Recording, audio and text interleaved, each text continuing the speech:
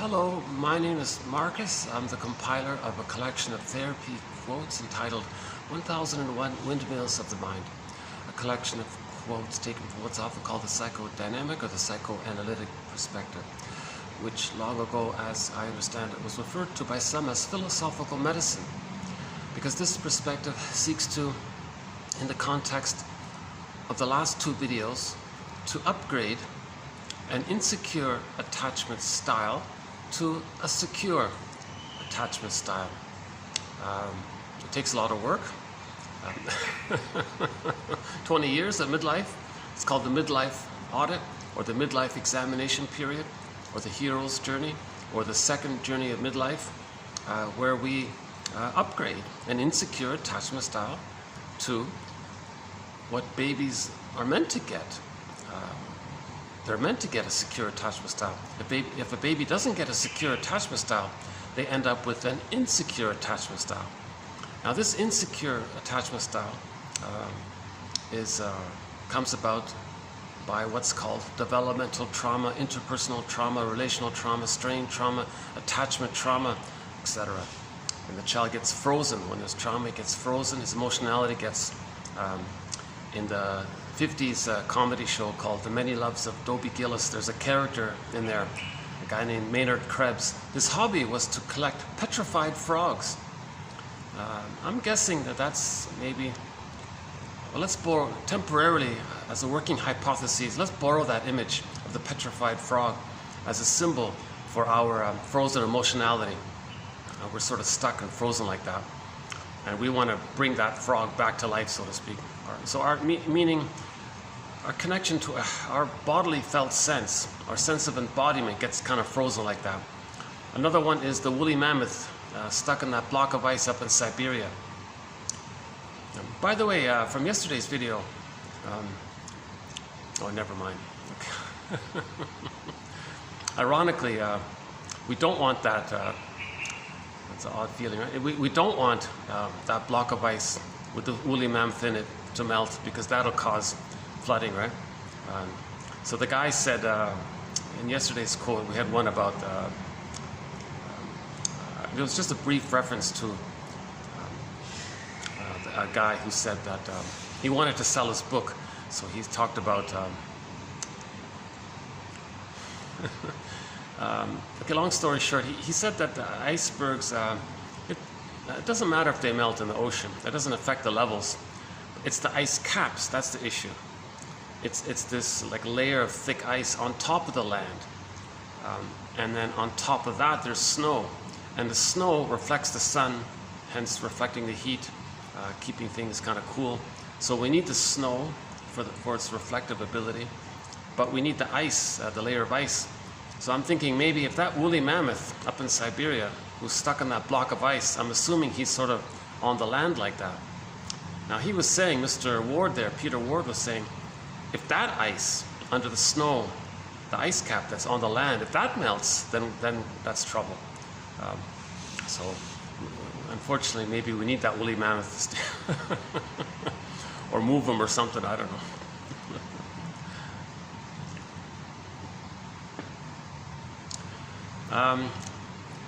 I guess I'm having a little bit of an odd mood today, so I'm not sure how my video is going to be today. Let's see if I can pick it up as we go along.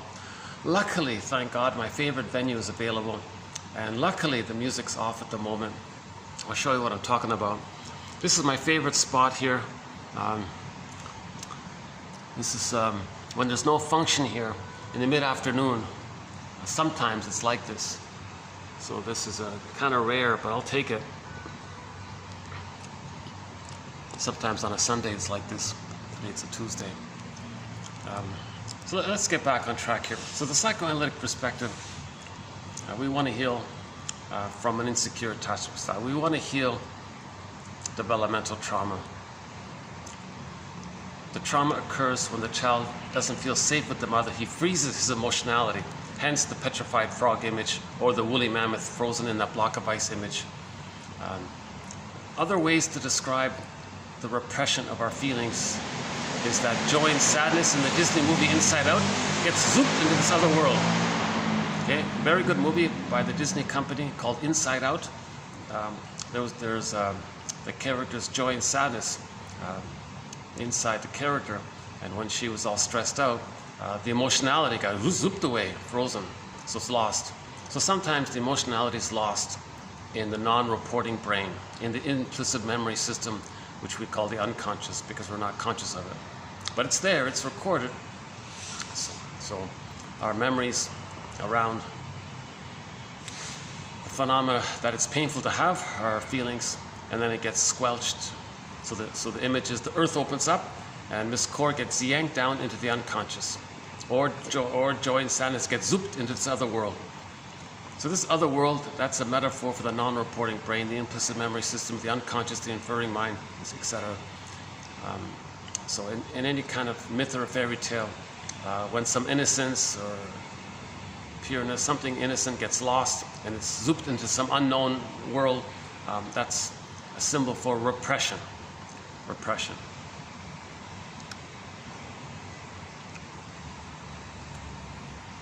Actually, we have one quote on repression in today's video, so we'll get to it in a minute. So myths and fairy tales are metaphors for psychology. They're symbols for psychological inner dynamics, like repression, for example. So again, in the myth of Demeter, Core, Persephone, so Miss Core there, the maiden, was on the field, earth opened up, she got pulled down, yanked down into the underworld. What does that mean? Okay, that's forceful pulling down action. That's a metaphor to describe repression. So the baby's pure, he's happy, he's, mother, I want to feel safe with you, I want to resume development with you, I want to feel the music with you, the attunement with you. Mother uses the bottle. Oh, zoop. So his feelings get squelched. So that's the image of it get pulling down like that. And if this happens again and again, it's called a strain trauma. And at some point, it may be very hard for the person to get it back. So at midlife, a person says they feel like they're living the provisional life, the unlived life, something's missing. They're not in their bodies. Kristen Wilson says if you're not in your body, you're not making sense, literally. So we lose our sense of self. I feel, therefore I amness is missing. So that's called the hero's journey, or the second journey in midlife, to get back our I feel, therefore I amness, a sense of ourselves, or embodiment, feeling embodied. So the frog comes back to life, he's alive. Or another image is the golden ball gets lost. So a similar idea is that the golden ball gets down in the well. And so we have to go down into this other unknown place and bring back the golden ball. So the golden ball is just a symbol for our vitality, our radiance. All of our feelings are there, a wide range of feelings, needed feelings, appropriate feelings, aliveness of affect. That's what it's all about, to feel, right?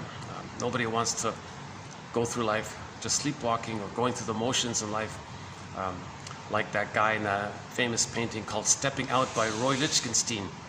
So if you look up that painting called Stepping Out by Roy Lichtenstein, you can see the guy. On the one side of the painting, the guy's going through the motions, kind of bland and looks kind of bored or something, right? On the other side of the painting is a symbol for all of his feelings that he's separated from, and it's seen as separate. That's his unconscious. I mean, that's in his unconscious. Now the unconscious, Robert Bly's metaphor, it's this bag that we drag behind us. So our golden ball gets put into the bag. So by the age of 5, so much of who we're meant to be, who our natural gifts, our feeling self, our sense of self, it gets put into this bag, our developmental path. Now when our developmental path gets squelched and gets put into the bag, that means we don't achieve the psychological birth. We don't differentiate from the mother, or maybe it's incomplete. And if we don't have access to the real self, then the capacities of the real self are also in the bag. So for a list, so James F. Masterson describes the capacities of the real self. The ability to mourn, for example. So if the golden ball is in there, the person can't mourn losses in later life. Right? If they don't have their feelings, they can't. It's aggravated grief, complicated grief, the derailment of the grief process, chronic sorrow. They don't really grieve. It can lead to melancholia. Now, if the person can't grieve in life, as they go through life, they're going to be reminded of their various losses. They're going to be triggered of the loss, but they can't feel. But they do feel it, but they can't feel it. It's repressed. So that means they're going to become a curmudgeonly in life, very bitter, stingy, miserly, because everything is reminding them of loss, and they don't have the psychic structure to more losses. To more losses, we need the golden ball, but to have the golden ball, we need to separate from the mother. But in order to separate from the mother, we need the experience of having been loved by her, meaning we felt safe with her, to have the experience that with that safety, we then have the neural networking of the memories of the mother loving the baby, and that becomes part of his mind. So he has that as a structure. Then he can feel safe to not be himself, to separate from her and individuate. Then he has differentiation, feelings, and the ability to mourn, and the capacities of the real self. Also, differentiation is needed for I'm okay relationships, mutual, reciprocal, abiding love relationships. So the real self, part of the self, allows the person to feel that it's okay to have that sense that they're unique and take pleasure in that, delight in that. They don't feel guilty for being themselves. They don't think that they're going to betray the mother, for example. No, because they have the memory that the mother accepted their autonomy. So if the situation is for them to enjoy something, well, they have joy. In the golden ball, if they have their golden ball, they can feel the serene, inexhaustible fullness of being, some kind of joy. Empathy, reparation, the wide range of feelings, needed feelings, the more human, right? The more human side of being human is fully there. So that's represented also in the Disney movie Inside Out. And joy and sadness, or the golden ball, comes back to the console. Now, when joy and sadness was lost, zooped away, or the golden ball is zooped away, or our soul is zooped away, or our feeling self is zooped away, our ontological self is zooped away, okay, our sense of self, our feeling connected to ourselves, our soul castle within, however you describe it, when that gets lost, it gets zooped away into this other world, or it gets put into the bag, let's say. All that was left mainly at the console in that movie, in that Disney movie Inside Out, were the characters' fear and anger. That's sort of the physiology of the stress response syndrome, right? Flight and fight, right? So fear and anger was there. The third character was discussed, representing, for most of the movie, I believe, distaste and dissmell. So again, just sort of the physiological side of things. So the person goes through life hyper-vigilant, either or, useful, not useful. It's just the so-called survival personality. They just see things in either or. Prejudice is very strong there. So that's a trauma. They're not really the only sense of pleasure with fear is Schadenfreude. The main emotions are hate. The fear is there, but the fear gets overwhelmed and it turns into hate. So the fear, actually, you don't even really notice it too much because it's easily overwhelmed and it clicks over to the anger one, the hate one. So the main emotions are hate. So the manic defense is greed, envy, spite, vindictiveness, ingratitude, Schadenfreude, the grandiosity, the controlling one because they can't mourn losses, the contempt one to preempt loss, who needs you anyways, sour grapes one, and a few other characteristics are there. So that's pretty pitiful, I guess. It's sad at the same time. It's the person is just in reaction mode. It's a reactive personality all the time.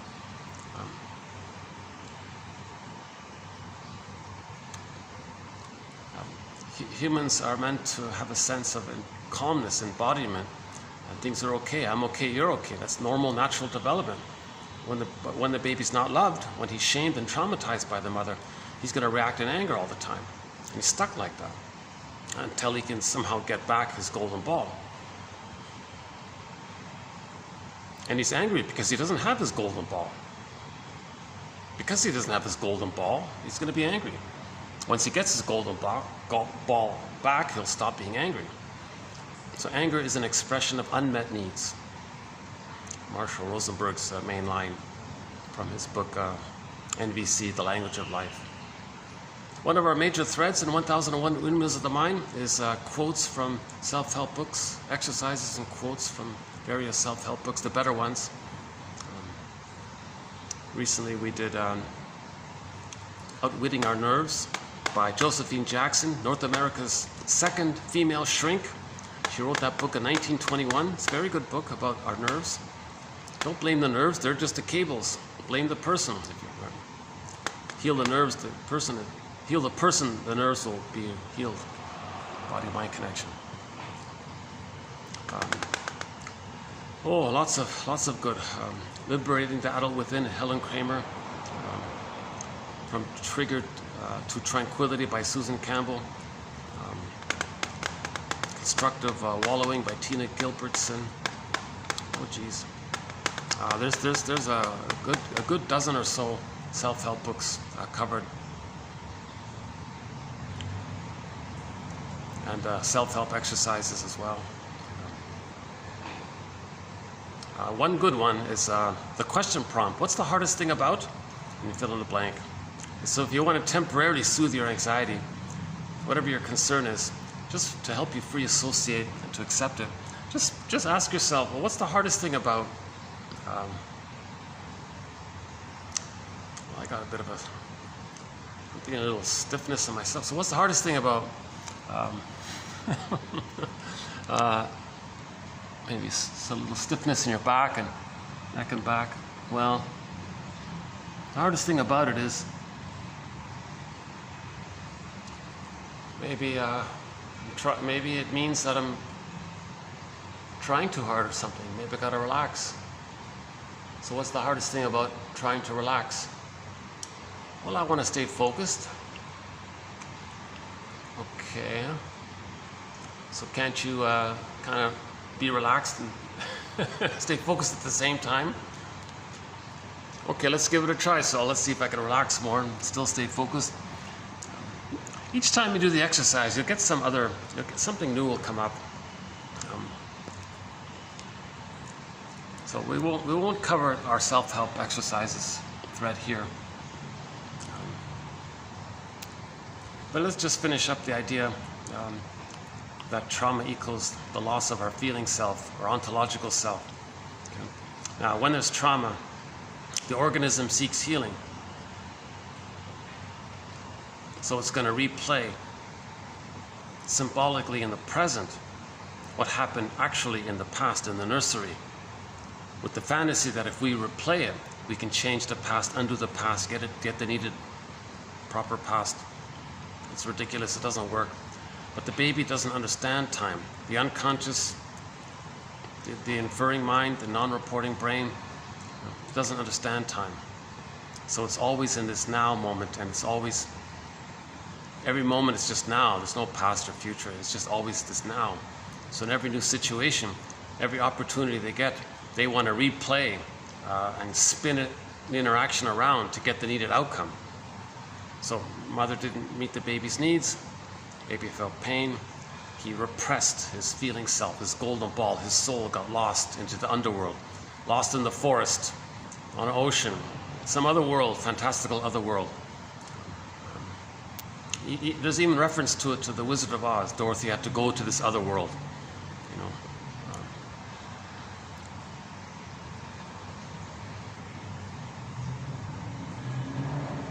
Yeah, and you can see aspects of herself, right?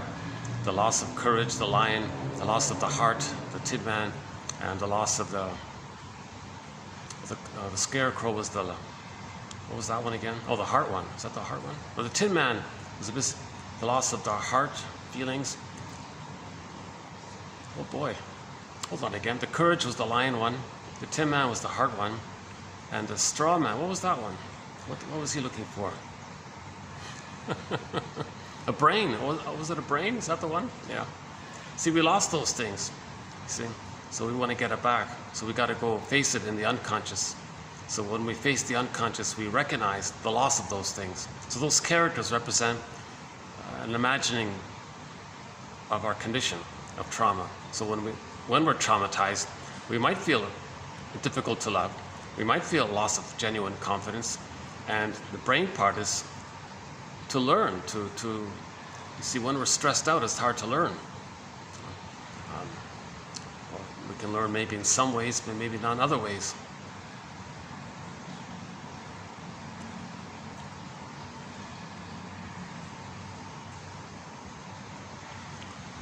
Yeah, we haven't done the Wizard of Oz one. Yeah, maybe we should consider that one. Yeah.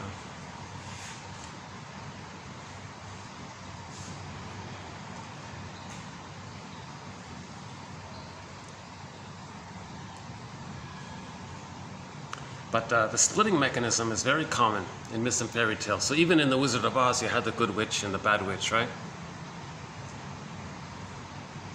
But no, that imagery in the Wizard of Oz, the fairy godmother and the bad witch, no, they're not separate characters. That's a metaphor for a thing called the splitting defense. The baby can't see the mother, the two sides of the mother. So in his imagining, he splits it and separates and denies one.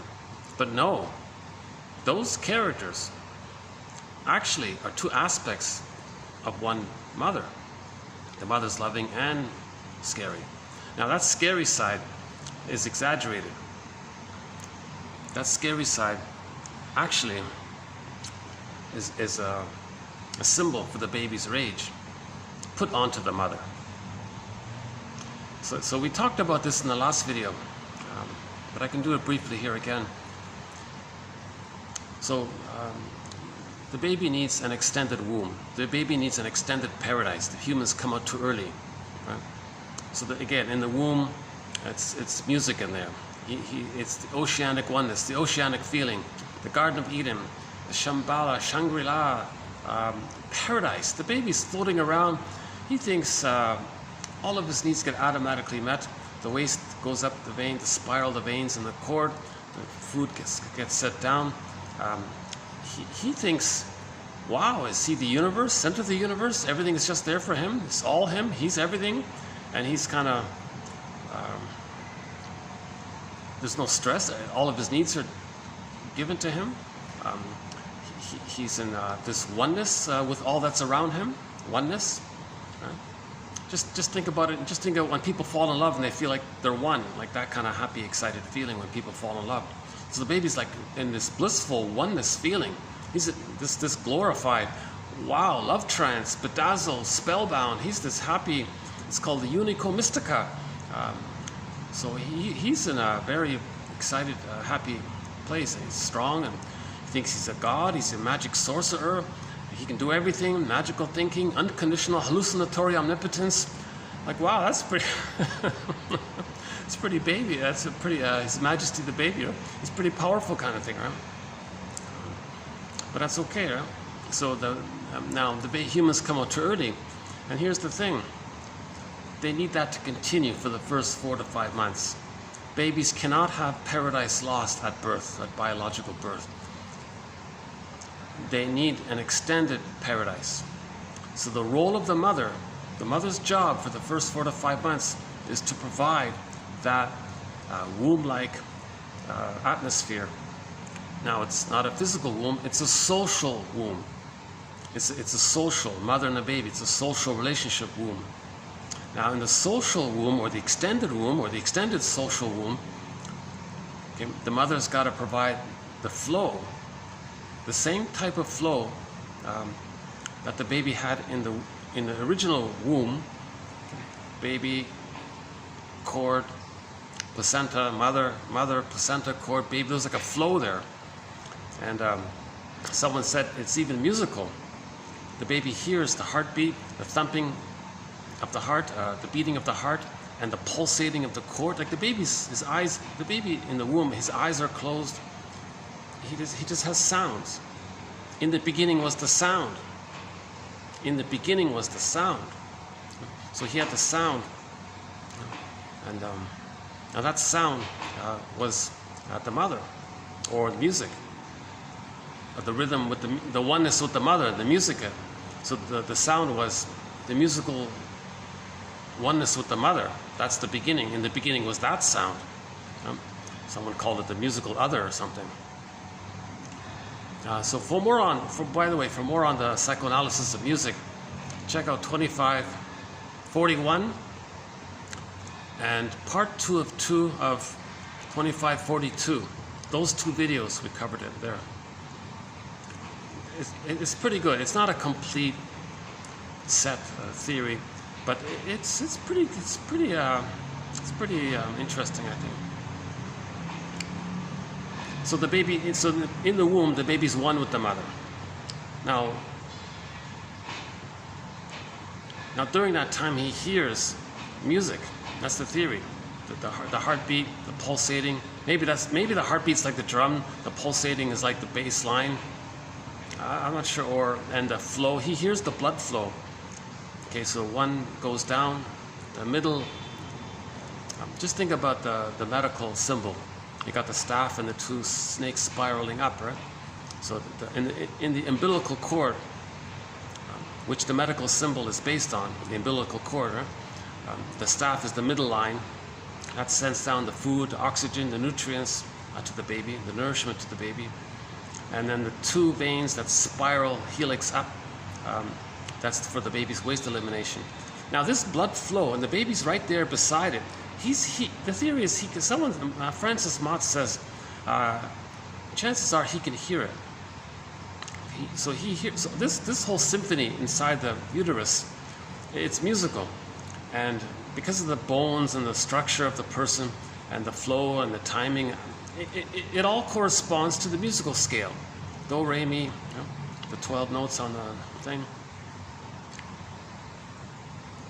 So later on, when humans create music, it reminds us of the original musical tones that we heard in the womb. So when we're reminded of the paradise, so music reminds us of the paradise, in other words. So if music is symbolic, or reminds us of the original prototype music in the womb, then we feel that kind of sense of warmth and safety, embodiment, feeling like a god. So we love music because it reminds us of the paradise time. Someone called music the meta emotion. Music is a symbol for our emotions.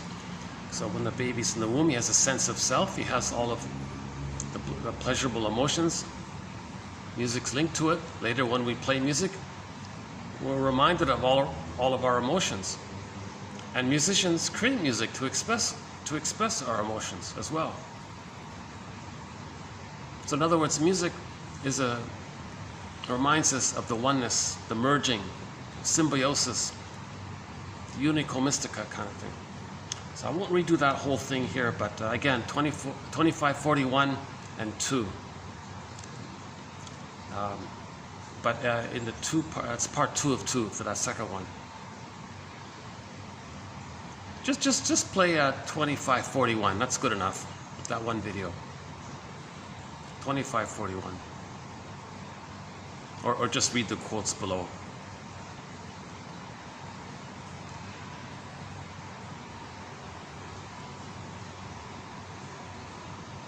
Yeah, Francis Mott, he's on my mind. He wrote a very interesting book about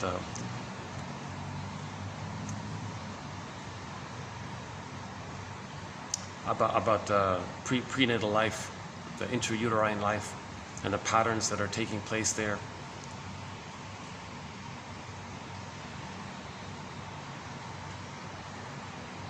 So the baby has some kind of music when he's in the womb, related to the feeling of oneness with the mother.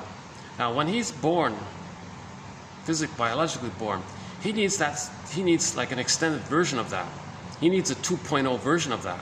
So the extended version of it is that when the baby's suckling, the nerve lines in the breast mother link in with the nerve lines in the child, something about the mucosa in the child.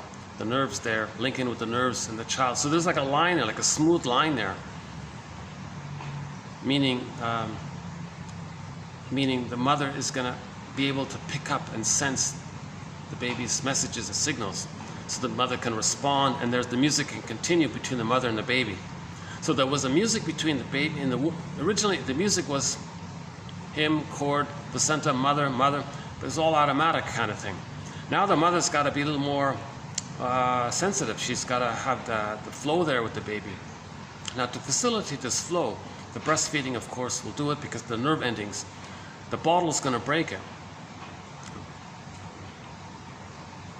Birth being removed from the mother, later being returned, that could break it.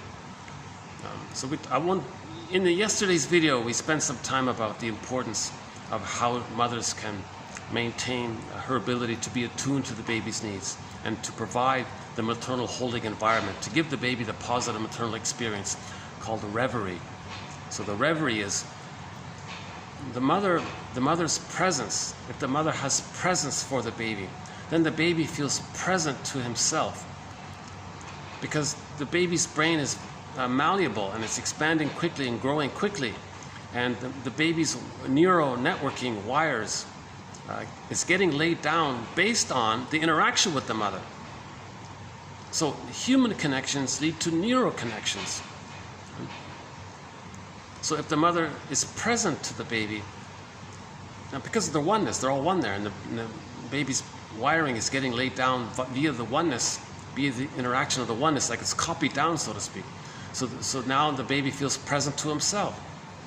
If the mother soothes the baby, oh, okay, now the wiring is, now later on the baby can soothe himself. So he has a basic sense of trust. Basic goodness is preserved. So he's okay and mother's okay. That's the normal development. If the mother sees, hears, accepts the child, oh, the child sees, hears, accepts himself. So whatever the mother does to the child then continues that for himself. So that's the role of the mother, in particular for the first 4 to 5 months. Not only the warmth and the safety and the continuity, but she's got to be attuned and meet the baby's wishes like instantly. She just does it automatically, basically, a fraction of a second. Baby says he wants this, mother, you got it. Baby says, I would like to, you got it. Whatever the baby wants, the mother, no conditions, now no mother can do that absolutely perfectly. So it's okay. The baby's going to help the mother. He's going to temporarily, to deal with the misattunements by the mother, temporarily, he's going to forget it. And not forget it, yeah, he's going to pretend it's not there, but it's there. And just pretend that she's all good. That's called the splitting mechanism. Good breast, bad breast. But by the age of 4 to 5 months, as he gets older and more experience and more positive interaction with the mother, so that it's like an accounting thing, I guess. By the age of 4 to 5 months, it's got to be that the positive experiences with the mother must outweigh the negative experiences. If the scale is like that, then the child feels safe enough and strong enough, resourceful enough to understand the reality. Oh, I get it. Okay, I don't need to split anymore. I see now what's happening. Mother's one person who is loving and disappointing. That's kind of depressing. It's kind of confusing. But he can handle the ambivalence. But okay, that's the reality. No mothers can do it perfectly. So the child can accept that. So once the child accepts that, then the split image is that he temporarily adopted good breast, bad breast, or goddess and demon even. That gets resolved, and it's now one human. It's called whole object relating. And with that, he can differentiate. He felt safe enough, loved enough, to feel safe enough to separate from the mother. So from 4 to 5 months to 18 months, he's going to sort of practice. The hatching out of the egg is gradual toward a psychological birth at the age of 3. Again, the psychological birth of the baby doesn't just automatically appear with the biological birth. The baby, for the psychological birth, the baby first needs the extended womb, stage of symbiosis, stage of fusion, merger, oneness, mother-infant dual unity, undifferentiation. Baby doesn't know where he ends and his mother begins. It's just still this oneness there, still the paradise there. The mother's an extension of him, serving him. It's utilitarian in that sense, from the baby's point of view. He doesn't understand that the mother's a separate person. He's a separate person. So at 4 to 5 months, then he starts to understand that. Now he's hatching out of the egg. between 4 to 5 months to 18 months, he still thinks he's a little god, but now he's different from the mother. Now he's starting to crawl and get motor skills. Now he can start to walk and run, and he thinks he's a little god. So now he's got like a superpower. He can run, he can walk, he can move around, and he thinks he's a little god. So he thinks the world is his oyster. He can do whatever he wants. He's so powerful, omnipotent. So he's quite a love affair with the world. The world's his oyster. Now that's okay, right?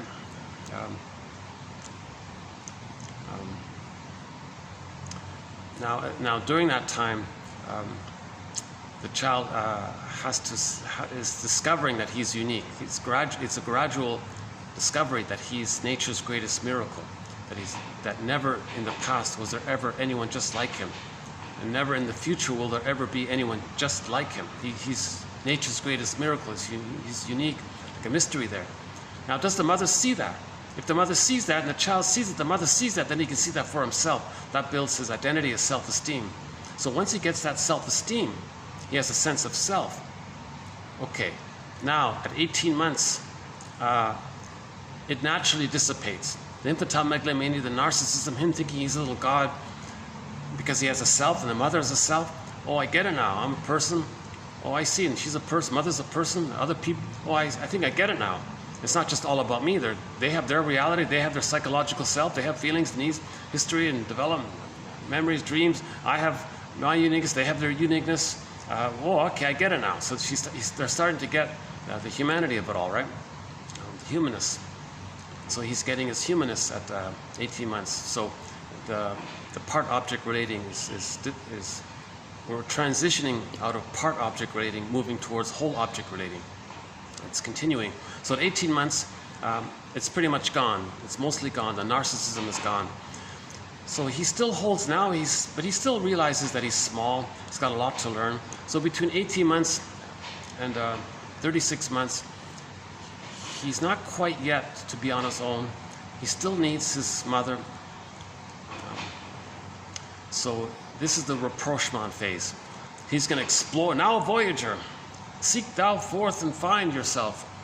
Or whatever it is, from the Walt Whitman poem. The movie Now, Voyager, based the title of that film on that line from Now, Voyager. Betty Davis was sort of stuck with the mother. The shrink said it helped her to separate. Now you go. Now, Voyager, find you. So the child is now the Voyager. He's going to be much more of an explorer. But he can't fully do it yet. So when he explores further between 18 months and 36 months, he'll freak out sometimes because he's scared, because he's still so small. So he'll run back to his mother, and she functions as a safe haven, a secure base. So the child just touches base. Mother says, you're safe, I'm here, everything's okay, I'm here, you're safe. Oh, okay, good. That's called emotional refueling. The child refuels, he explores further. Again, he'll come back when he gets scared.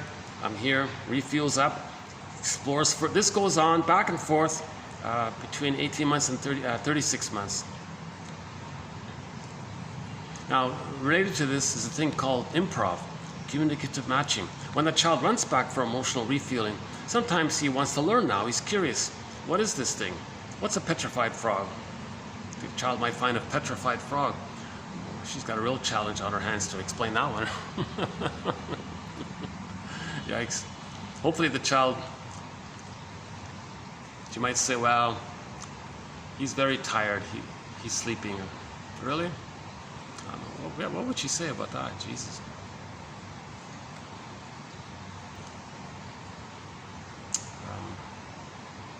So let's say the child discovers something else.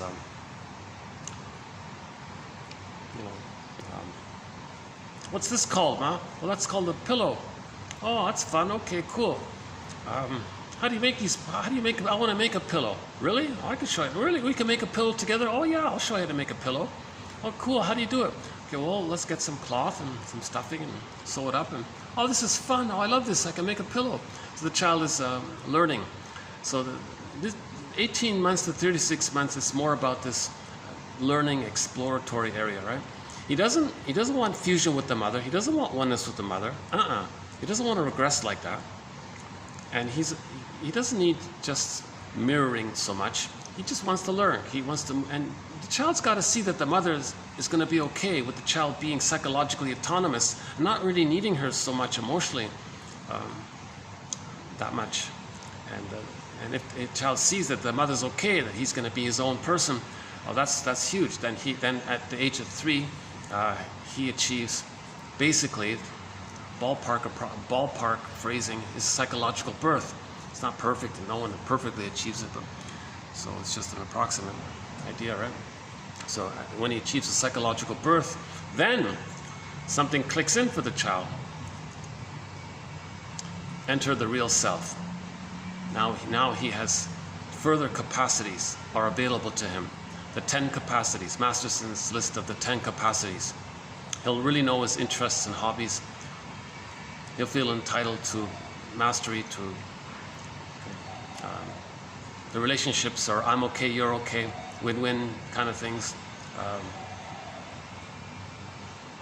He's not diminished by someone else's success kind of thing, because he feels successful. It's not about, there's no envy or greed or spite or vindictive. There's not these kinds of hateful emotions. They take place when the baby doesn't even enter into the psychological egg. They don't even hatch out. So all that hate stuff is when the child doesn't achieve a psychological birth. So if somebody is filled with greed and envy and grandiosity, cynicism, and etc., that means they got stuck somewhere between birth and 3. They got frozen somewhere along that developmental continuum. They got frozen. Now, if they get frozen before 4 to 5 months, that can lead to the Iago pattern, just envy, the bully pattern, controlling, the lower functioning BPD, and several other complicated patterns. If they do enter into the oneness of the mother, but they can't get out, that's a narcissistic pattern. So these various patterns, the main emotions are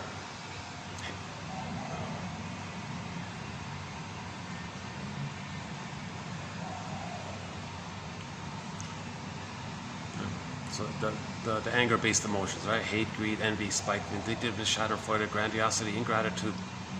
The controlling one for the bully pattern, the envy mainly for the Iago pattern, the contempt, lots of cynicism, dark humor, because they're just constantly hostile. Again, hostility is a response to not getting the love they needed. If in normal development, all babies should be loved, so that's natural. So they're not going to be so hostile. So if somebody is very hostile, that's a clue that mother failed them. The greatest hurt of all, mother failed us. It's called attachment trauma.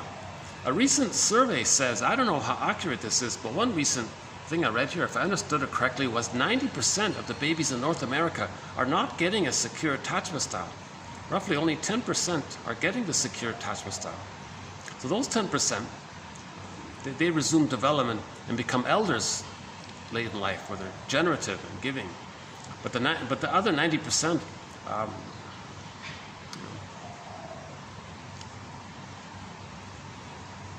unless they heal themselves, at some point, they're still going to be either like childlike or just enraged infants kind of thing, curmudgeons and Scrooges and all that.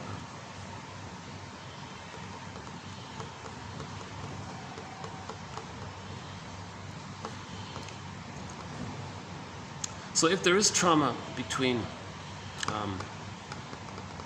birth and 3 somewhere, if it's before 4 to 5 months,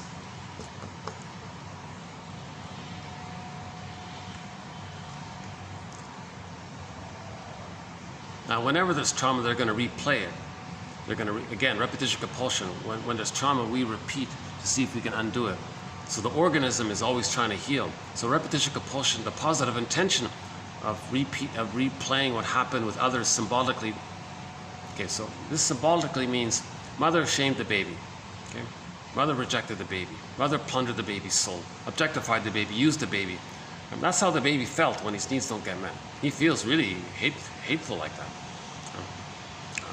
Now his rage about his mother, he can't accept it. He he attributes his rage onto the mother and says the mother's enraged. So his need to take in, unmet need turns to greed. He says, no, the mother's greedy and devouring. So the baby creates an image of the mother as a monster that wants to eat him. That's just a symbol, a projection, artwork to describe, to symbolize the baby's feelings that he can't accept. Again, projection, the baby can't feel the rage. The baby can't admit that he has the need anymore. His little system can't deal with it, so he projects it. So he says the mother's angry and wants to hurt him. That's called the paranoid portion of the paranoid schizoid position. The schizoid part is the splitting. So he'll hallucinate a good mother and think that's his mother. That's the goddess demon imagery. Now the imagery is called primary process thinking in the beginning. Pre-verbal, pictorial thinking. Baby thinks in images. So he creates images, imagos or images of his mother that hold the baby's projections and says the mother's like that. So now if he scares himself, so to speak. So that's the paranoid part. The mother doesn't, in reality, the mother doesn't want to eat the baby, of course, but the baby's desperate to find some way to deal with his rage. So he said, oh, the mother's enraged. Well, I don't know what's real or not real. I just can't feel the rage, so I'll just say the mother's enraged. So he ends up, so from that, to just take in the powder stuff even, or the misattuned feeding, he'll just hallucinate a goddess mother. That's a splitting mechanism. So there's your fairy godmother image. But usually it's mythology. It'll be like a goddess. It'll be like a heavenly, supreme, divine, loving, angelic, whatever, celestial being. You know, this beautiful. So the baby's trying to survive. So the baby's a genius to trick himself. So these tricks of the mind are called defense mechanisms, mental mechanisms, psychic operations of the mind, maneuvers of the mind, mechanisms of the mind. So it's amazing that the baby can psychologically do all this, stay alive, because now if the mother's loving, he doesn't need to use these archaic, desperate maneuvers of the mind with the risk of them being frozen and stuck with them. That's called being cursed or fated or something.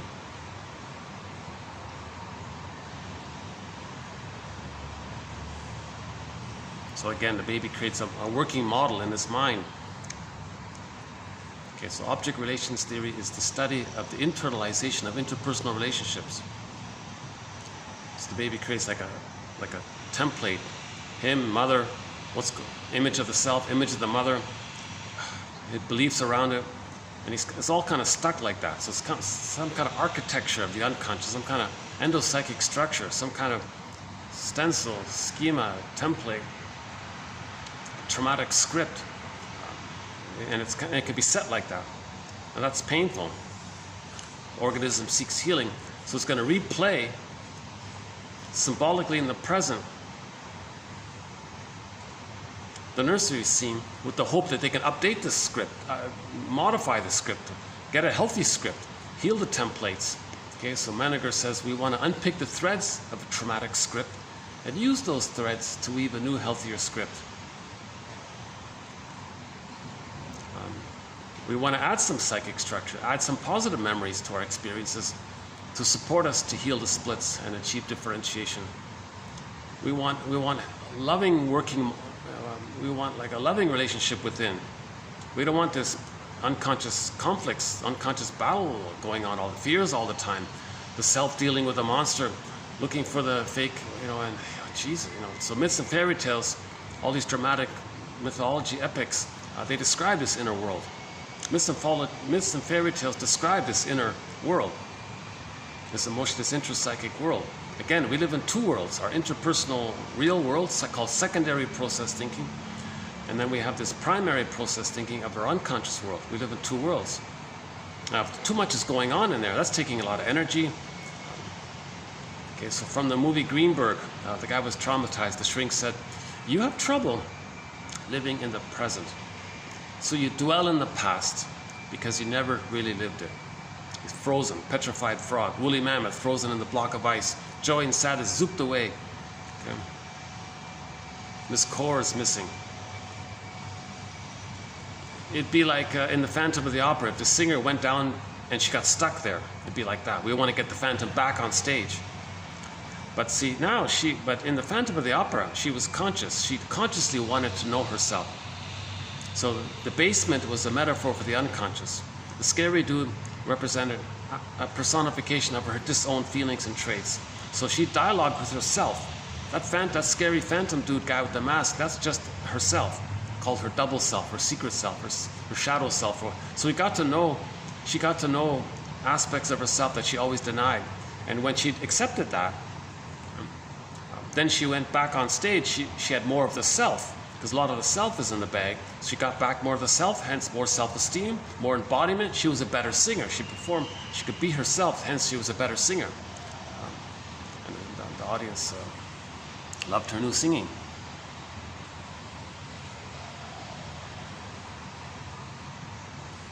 You know, some singers have a great voice. They got a powerful pipes and all that.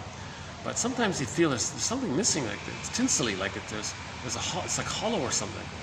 I feel like I can't really listen to this, you know. Even though it's in tune, it's powerful and all that.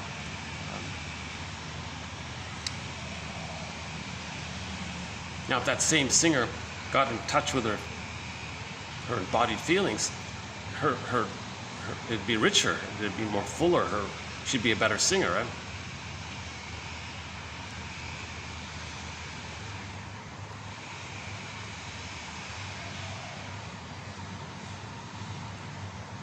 Somebody's definitely lucky to have the gift to sing, right? And it's a mystery how somebody can be able to sing. They seem to have access to that original. I'm confused. I don't understand why some people can sing and why some people can't sing. But definitely, the people who can sing, when they go to the concert and they see the performer on stage, and she's singing, there's a drum beat, and she's got a melody, it's in tune. It's like a memory of being in the womb. It triggers the memory of being in the womb. So you can imagine on the stage, that's like the placenta, guitar, microphone, umbilical cord. The singer is your mother, I guess. Or the creator, the musical mother, the musical other. Yeah, the singer would be the musical other. The bass would be maybe the pulsating of the chord. The melody is when the blood flows, it seems to create those notes. So you want to be relatively in tune. You don't want to be too far off. If you're too far off, it's too abrasive, people will leave the audience. They'll leave if it's way out of tune. People will boo and leave. Now, there's a thing called the tritone effect. You can create a little tension, just because in general, when people feel tense, then they feel release. Movement, relaxation. Some musicians create a little tension just to give you that little release afterwards. So in most songs, you'll hear some kind of build-up and then a release in the song. So they play with that a little bit. Rick Emmett describes this about the tritone. Diablos in Musica. Some people really don't like it. Oh my God, when this stuff above me, the speakers here, when it's on, it's all tritone. It's this aggravating, abrasive, layered over techno thumping against the grain, thumping. It makes you nervous. It's like in the discotheques or the night, I don't know.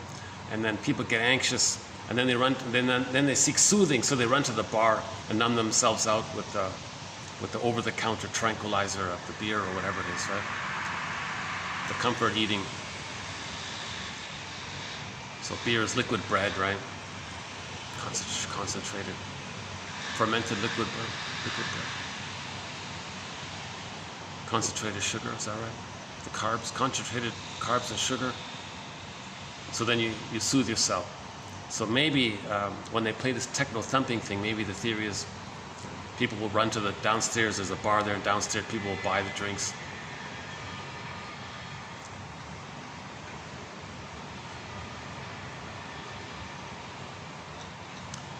Oh, thank God today thumping is off here. Oh my God, what a relief. It's so rare when it's off like that.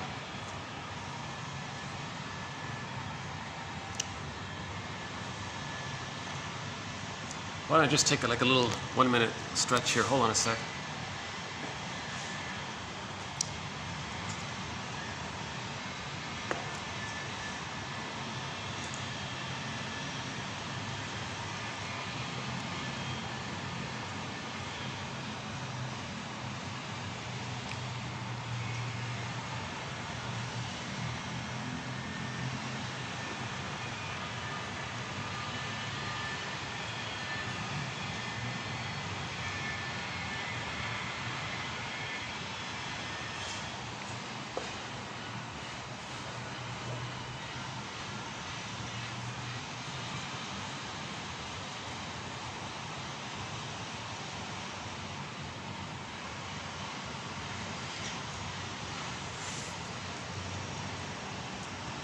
In the last video, we talked a fair bit about the paranoid schizoid position.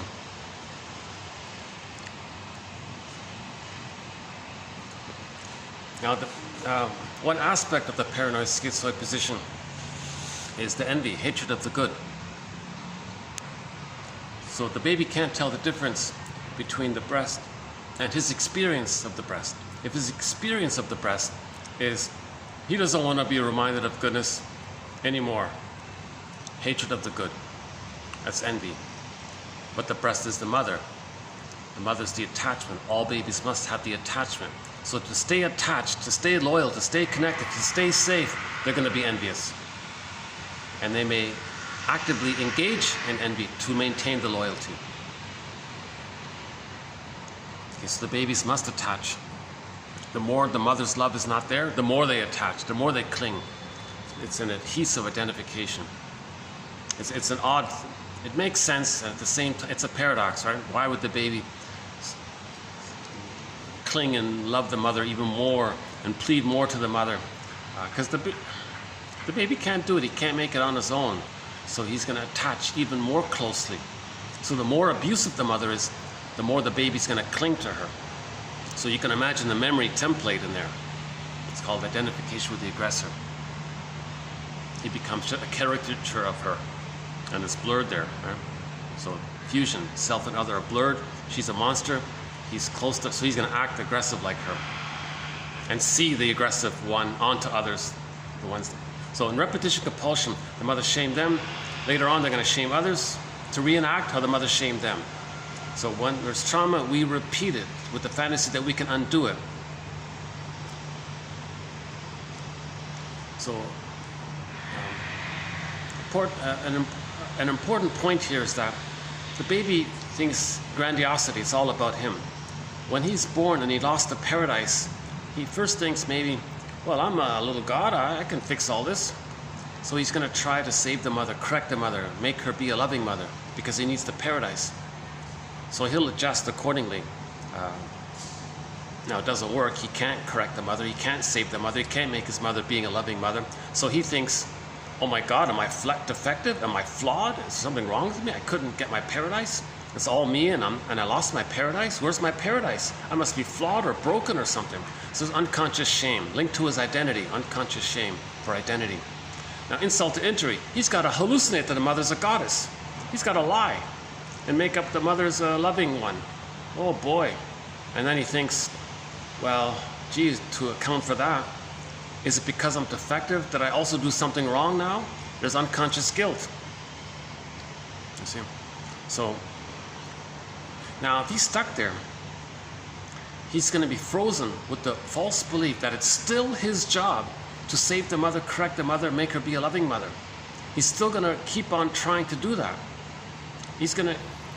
That's why he's loyal to the mother, and that's why he's not going to ever express his true feelings towards his mother later on. That's because he wants to be loyal to maintain the effort to save the mother, to get his paradise needs met. So later on he'll be dysfunctional. Now if the mother is envy to him, and he's going to be envious, a caricature of envy, that's his attachment to the mother. So of course he's a mama's boy, because he is her basically. He's married to her psychologically, right? That's a very severe trauma like that, right? That's a very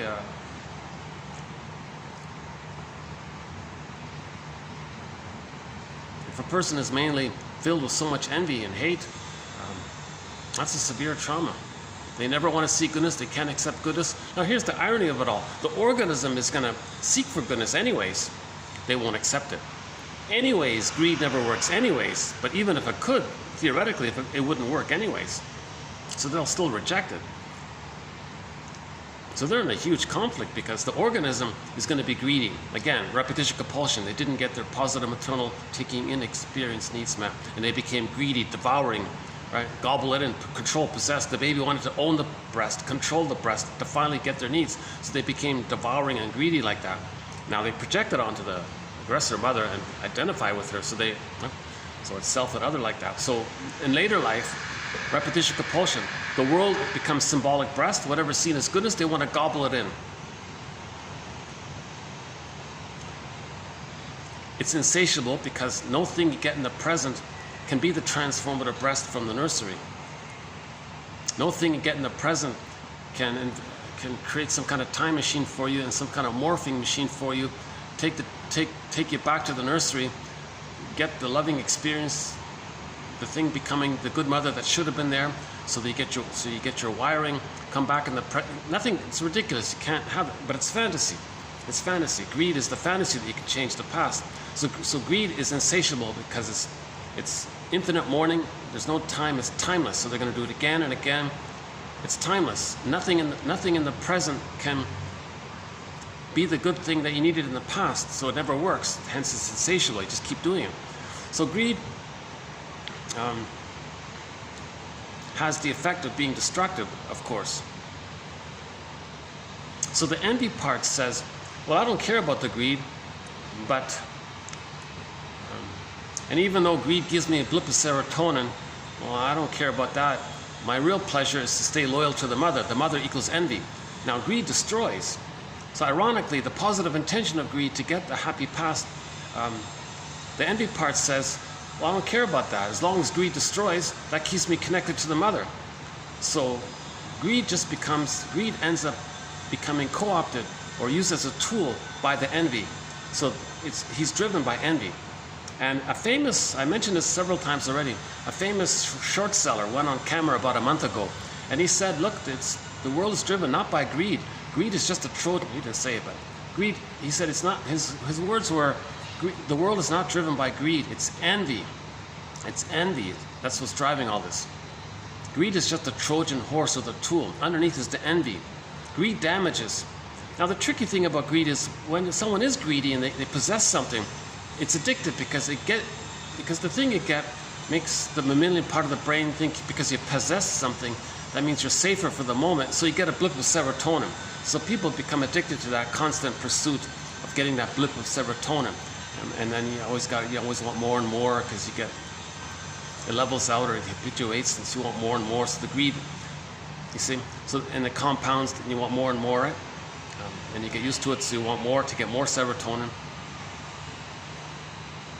And all that's very destructive. The greed part says, all right, fine, I don't care about the greed part, I don't care about the serotonin part. I just want to stay loyal to the mother. The way to stay loyal to the mother is to see goodness damaged. Okay?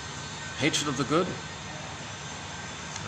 So greed means they want to remove the source of envious feelings. Greed means they don't want to see goodness. So if goodness is damaged, oops, one second. Uh-oh, he's not going to do this. Oh, they do some spraying around here. It's pretty intense. I hope he's not going to do it again. They regularly spray the plants here. Whoa.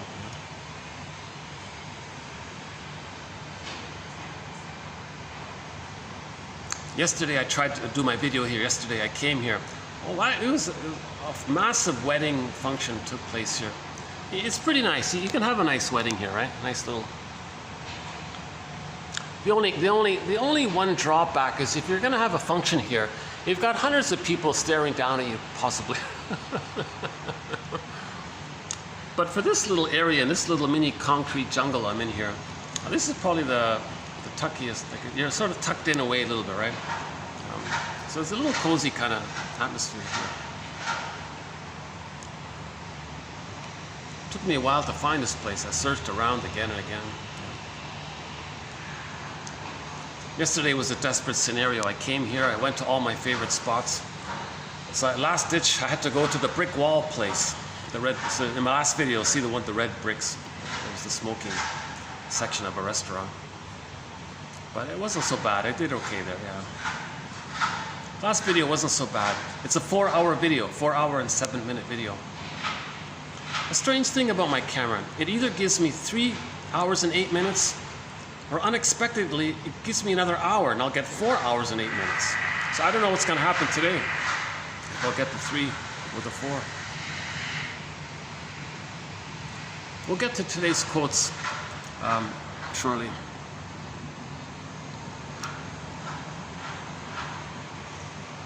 So when there's trauma, we repeat with the fantasy that we can change the past. So let's go back to this repetition compulsion. Mother shamed the baby, used the baby. He identifies with the aggressor. He sees his lost innocence onto others to not feel the pain of his wounded soul. He doesn't want to feel the pain of his wounded soul. He projects his wounded soul, his hungry, enraged, empty part self, right? His shame self. He sees it onto others. So he felt no good and wounded and he hates it and can't accept it. He puts it onto others. So he'll find a non-threatening substitute other, someone who's safe. However it is that they're safe, you put your woundedness onto them. You identify with the aggressor, and now you want to replay what happened. So you act like the aggressive mother. You become a caricature of your mother, and you do to the other what your mother did to you to replay what your mother did to you. So mother shamed you, you shame others to replay and reenact how the mother shamed you. It's repetition compulsion. You're doing this with the fantasy that somehow by replaying it you can get a better outcome. It's ridiculous. But another way of saying it is we repeat. It's called the presenting past. Transference reveals the past. So we're creating a mirror to see what happened in the nursery. Oh, hold on a sec. Here's the...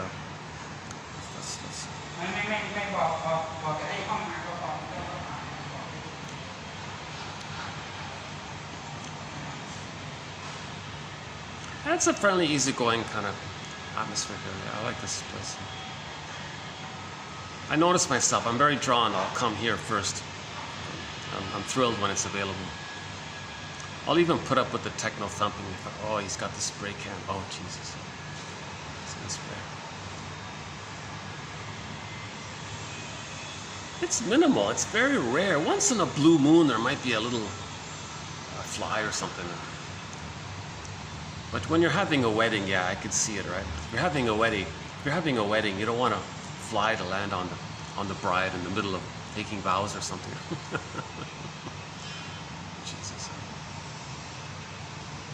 You want that kind of smooth, musical, safe bonding experience, right?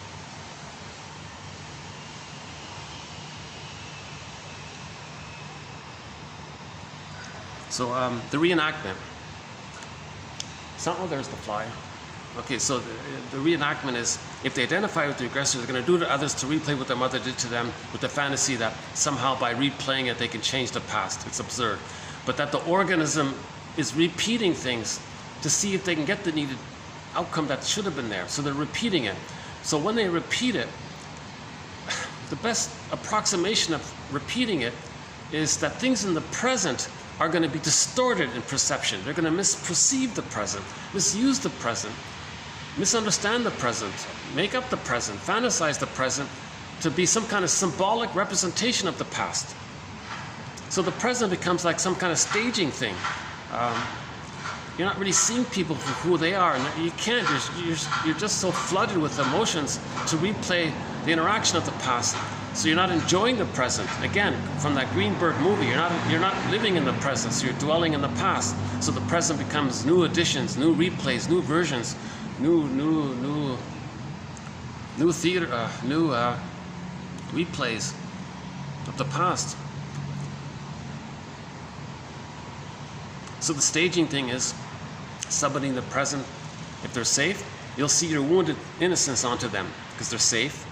When you were a baby, you were safe. So you put your lost safety onto them. And now you can replay it. Okay, oh, they're safe. They'll be a proxy for my lost innocence. the indigenous people, wounded person, safe person, however it is they're safe. Long list of ways somebody can be seen as safe. Okay, then you put your goodness, your innocence, your original need for trust and safety. You put all that onto the safe people who are trusting in it. You trust them because they're safe. Now you can replay it. Now you play the role of the aggressive mother. The person in the present plays you as a child, and you shame them, devalue them, think badly about them. To replay how the mother did those things to you as a child, from the baby's perception. Now we repeat, Russell says, because we lost our feelings and narrative truth and our golden ball. Now when we repeat, we're going to be reminded of how we tried to feel the pain as a child but couldn't. So when we repeat it, we're now starting to feel triggered of what we felt as a child.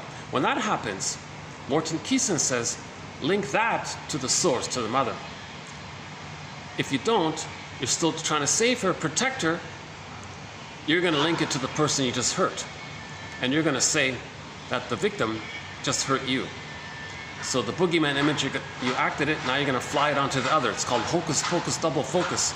You act the aggressor, shame the other, but you're reminded of the mother shamed you, but you don't want to go there, you still want to save the mother. So to account for why you're now in the present feeling the pain of the past, you look at the victim and say, oh, okay, hocus pocus double focus. I didn't hurt them, they're threatening, they're hurting me. So so let's go back to the baby. He's like a little Picasso. When he's nursing at the breast, okay, and he's enraged and at the breast, let's say he takes a canvas, draws a circle, there's the breast. And he's going to say, okay, there's the breast, there's my mother, huh? I can't feel rage. All right, mother's enraged. So she draws an enraged creature now. This cyclops is enraged, it's dangerous. Now the baby's biting, he's dangerous, he wants to take in. No, I don't want to take in. The monster mother image wants to take me in. So he creates a painting. It's a symbol for his feelings. That symbol, he can then, so back to the example of prejudice, the one he just shamed, because he acted like the mother, he acted like that scary monster. Now he's going to put that image of the scary monster onto the victim and say, look, that person's so threatening.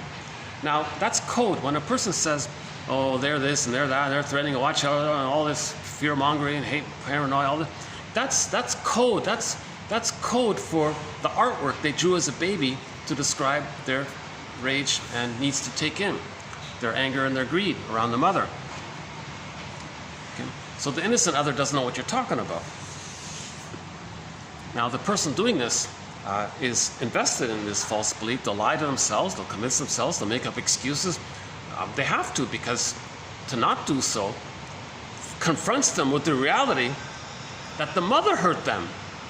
Oh, okay, now we're going to start to heal if we link it to the mother. Because now we go on the journey of trying to understand, why did the mother do this? Now we become a psychological detective, an existential detective. Why did the mother not provide the person's needs when they were a baby? What happened? What's going on with her? Well, number one, if the mother was traumatized herself, she's going to replay what happened to her. Her compulsion is to replay what happened to her. So her mother shamed her. Mother has a child, shames her own child to replay how the mother shamed her. She's just replaying what happened to her. It's called intergenerational trauma. So now you understand that the mother had this compulsion because of the pain. We repeat because of the pain we're feeling. So the mother was feeling pain, so that's why she repeated. Okay, child is a safe for the mother. Mother puts her safety onto her safe child, shames herself seen onto the child. Doesn't validate the autonomous existence of the baby. The child is just a symbolic placeholder for the mother's lost innocence. Again, it's this staging thing. The mother is this compulsion to somehow replay the past. So the present is just like a symbolic of the nursery. So people aren't being seen in the present. See? Now another version, a less dramatic version of repetition compulsion, is that if the mother shamed the baby, the person grows up, they may do a slightly milder thing, a slightly less damaging thing. they might just goad others to reject them, so they can see that the mother rejected them. Yeah. So we played that song, If You Won't Leave Me. I've played it several times already, but it's such a great song. Let's play it again here. So you're going to hear a short song. It's only 45 seconds long. It's called If You Won't Leave Me, I'll Find Somebody Who Will. Right here, Warren Zevon.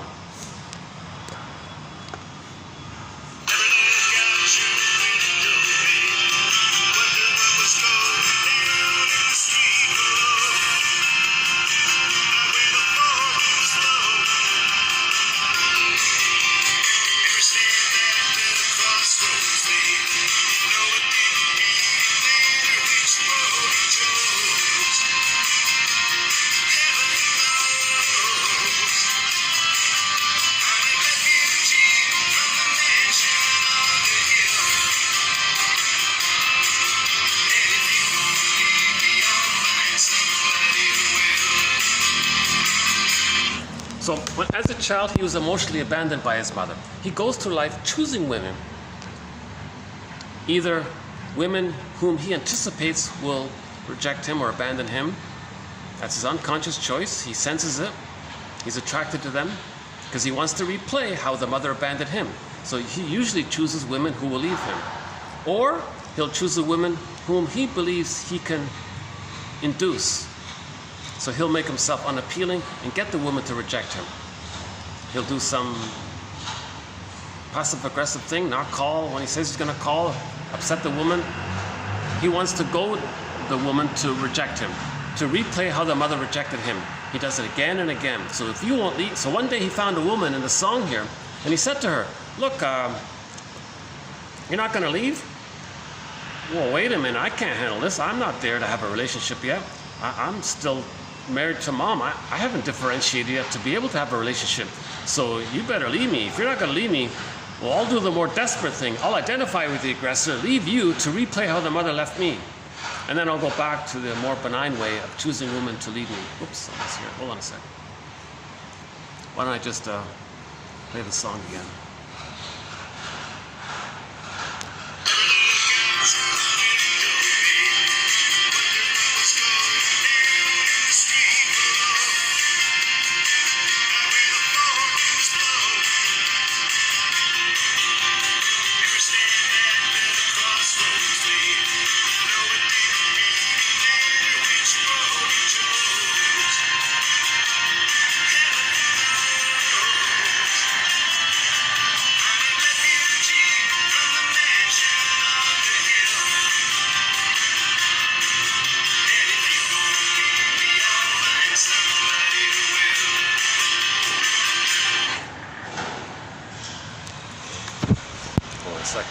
Let's just wait till these people pass here.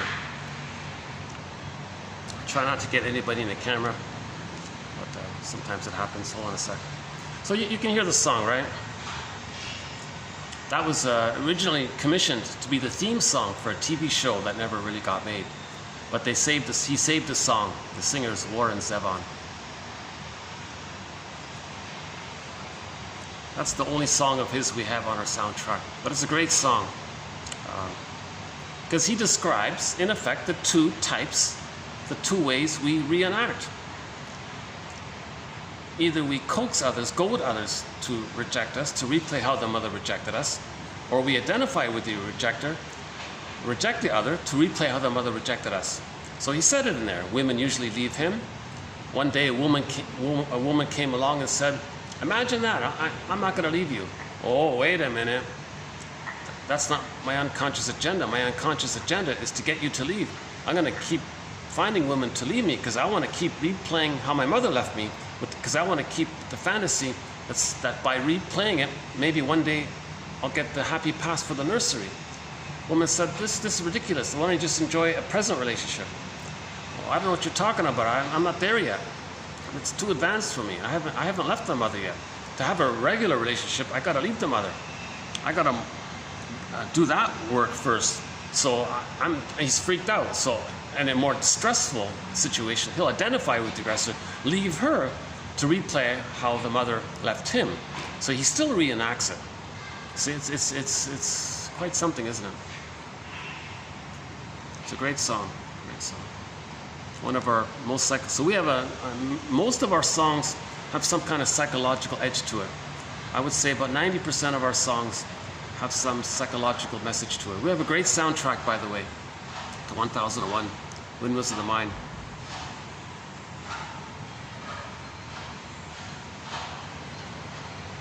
Yeah, we have a lot of good songs. Oops. Oh, there's the... I guess it's going to get busier now here, almost 2 o'clock.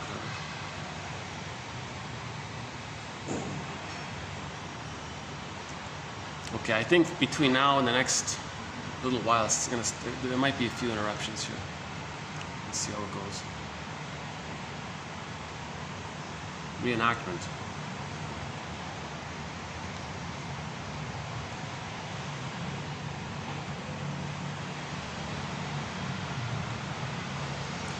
Reenactment never works.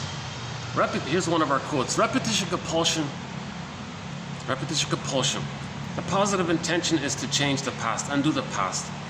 The organism doesn't understand time.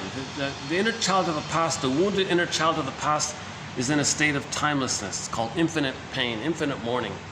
No time there. It's just always this now moment. Like the petrified frog. There's no time for that petrified frog. Or that woolly mammoth in that block of ice. He doesn't understand any kind of time. Let's say that woolly mammoth is released. The animals in general, they don't understand time. They're just in the now in general, right? Yeah, primary process thinking. The unconscious has no time. Repetition compulsion has no time. A good metaphor for this is one of our mentors, Edmund Bergler. He puts it this way, quote, every neurotic is a music enthusiast, but he only has one record. He carries this one record with him everywhere he goes. Every time he sees a record player, he spins off that one record. Okay? So, in every new situation, every time he sees a record player, every new situation, he spins off that old traumatic script, that old record with that same old painful interaction where he got frozen. He's just replaying it. Replay frozen, replay frozen. He's just... So the organism is replaying because it's trying to get out of that frozenness. It's trying to wake up the frog. It's trying to free the woolly mammoth. It's trying to get back the golden ball. It's just trying to find our embodiment, etc. Right? Now this repetition compulsion, Paul Levi-Russell says, a very good TQ 2119 for more on this topic. He says you can have 20 lifetimes being greedy or envious or cynical. It's not going to change what happened in the nursery. It never works. So that greedy guy, let's say, so the short seller, right? He said, when there's too much pain, and they hate goodness, and hatred of the good is envy. Okay. So the short selling business is based on that, right? Short selling the planet, right? Basically. So you destroy the planet through the greed is the tool. Envy is to stay loyal to the mother. So to see goodness damaged, then the person feels safe because they're loyal to the mother. They're still married to mom and they can't leave mom. Because they are her. They've become a caricature of her. Now Bergler thinks maybe a part of him is trying to show up the mother. Because where did he learn it? Where did he learn envy? So a lot of things you hear people say, that's a confession of the nursery, of the interaction with the baby, the mother and the baby. So if somebody says something negative, okay, that's what the mother told them in the nursery. In general, if someone is saying something pretty negative, or expressing, selling something kind of negative, wanting you to believe something very negative, all the fear propaganda, the hate propaganda, okay, that's a replay of how they felt, and they've identified with the aggressor. They want to communicate what went down between them and the mother in the nursery. That's all it is. So a lot of this prejudice is just confession. Prejudice is confession.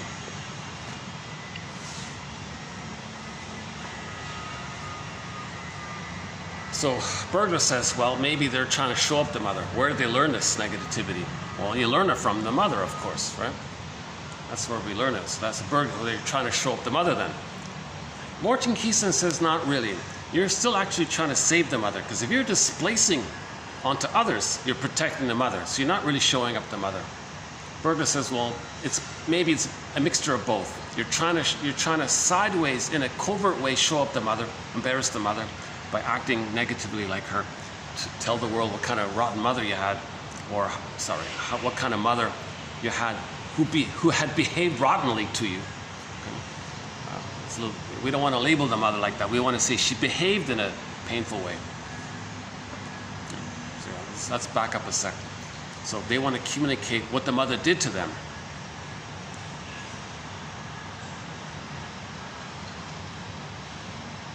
At the same time, they're protecting the mother by not directing the true feelings towards the mother. They're blaming others. It's called displacement. When you displace onto others, you're still protecting the source, the mother.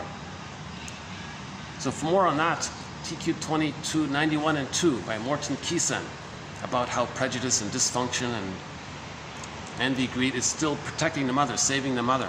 Dysfunction equals protecting the mother still. Still thinking you're supposed to try to save her. We got to fix this false belief. No, it's not the baby's job to save the mother. It's no baby's job to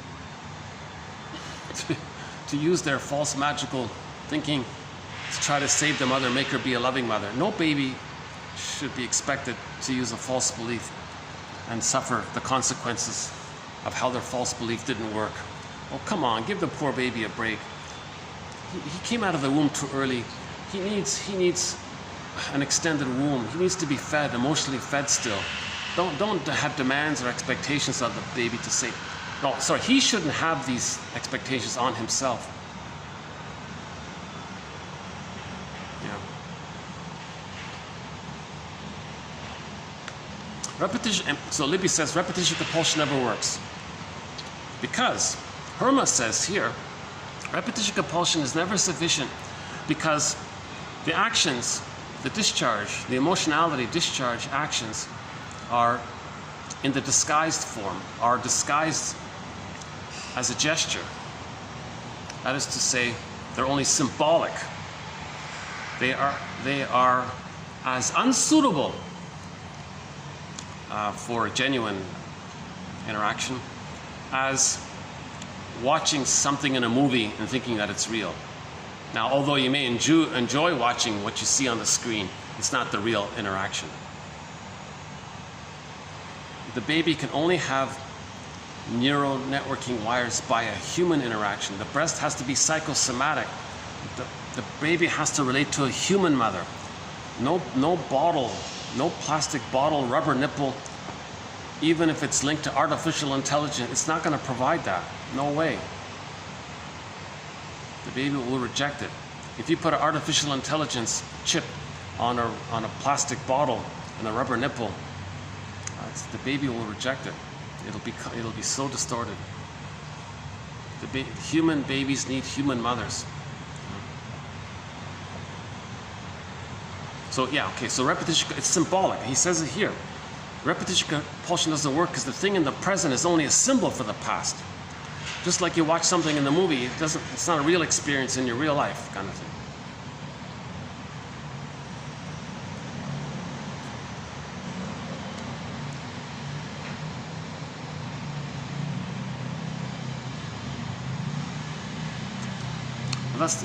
That's the only one for repetition. So we just have the one quote for repetition compulsion today. But we have if you type in the search engine here, you'll get 200 quotes on repetition compulsion.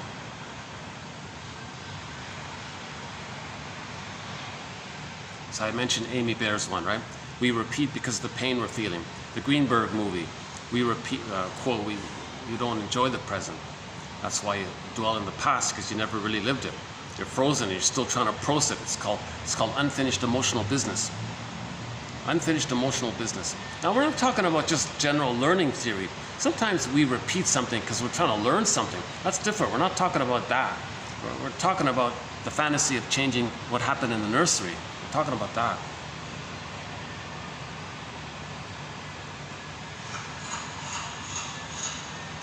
So the trauma is to still be married to mom. So the envy one, if mother means envy, and you become envious because that's mother, and you and the mother are one.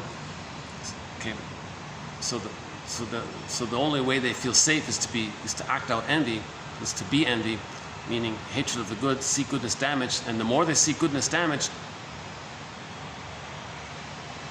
the less they're going to be triggered of the pain of how they once upon a time they needed goodness from the mother. They don't want to be reminded of goodness. They don't want to see goodness. Hence, they want to destroy goodness. So the short selling is short selling the planet, right? That's why things are. I mentioned about the Woody the woodpecker. The woodpecker species upon which that character, the cartoon, the children's cartoon character, Woody Woodpecker, was based on, that woodpecker is extinct. See?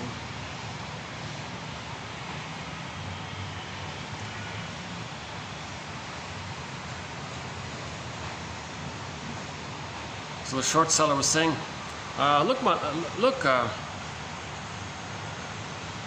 my feelings became extinct to me. So the symbolic action of making the woodpecker extinct, that's symbolic. That's not going to change what happened in the nursery. Causing the woodpecker to be extinct is not going to help the investor, the investors or whatever, the short sellers, the plunderers who did that, or mainly did, or contributed to doing. It's not going to let any of them have the experience of a new loving interaction with the mother that they were supposed to have had in the nursery, whereby their sweet bird music feelings in their bodies is still preserved. Okay? So it can't change it. So in other words, the mother destroyed their metaphorical woodpecker within, bird, the blue bird of happiness, let's say. So what's next? The blue jay is going to get extinct? So the mother destroyed the beautiful bird feeling, the embodiment, animal embodiment. Huh? So the mother destroyed the embodiment. Okay? So symbolically, the short sellers destroyed the animals to replay how the mother destroyed their animal body, so to speak. Robert Bly's metaphor, the animal body, or the embodiment, not the mammal, the feelings.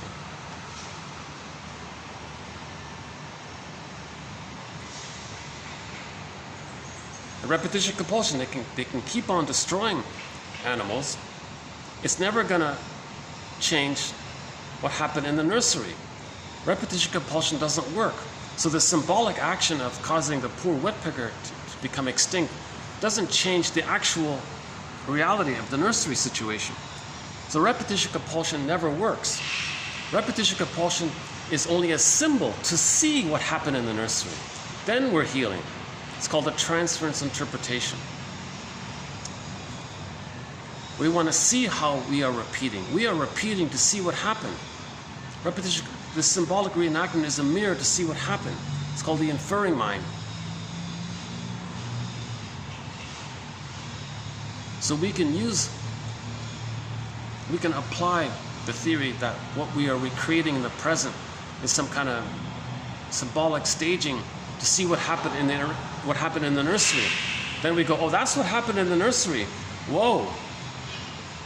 Wow. Really? Mother betrayed? She failed so badly? She treated me like that? Oh my God, she caused me to lose my feelings, my embodiment. She hurt me so badly? Oh my God. So now you're grieving. Now you're enraged. In the Disney movie Inside Out, in order for joy and sadness to come back to the console, it was rage and disgust and shame that helped it. So we got to feel the rage, the shame, and the disgust. So the character disgust morphed into the emotion of shame. We got to feel the shame and the rage of what our mothers did to us. When we can feel the shame and the rage of what our mothers did to us, and now the inference is, the assumption around that is that we're feeling safe to do so. Now that safety is allowing joy and sadness to come back. Now to get to that safety, we need the knowledge. So 1001 Windmills of the Mind, I believe, is helping in this knowledge. 10,000 quotes, read them. Sorry, read them.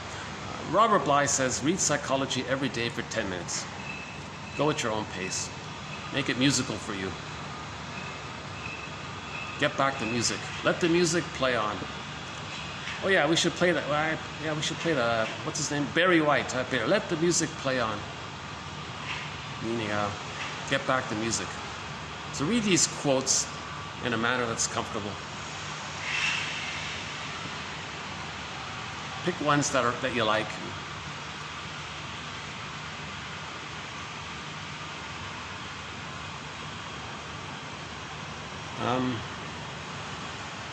What else? 1 sec.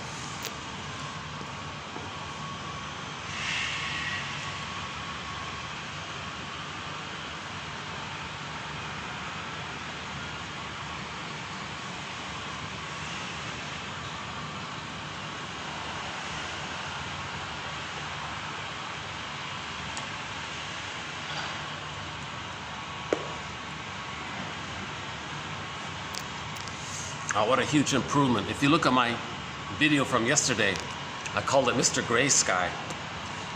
It was gray yesterday. Oh my God, for the past week here, today it's getting better, but for the past week, whoa, there's really a lot of smog and haze and all that. Air pollution. Today it's better.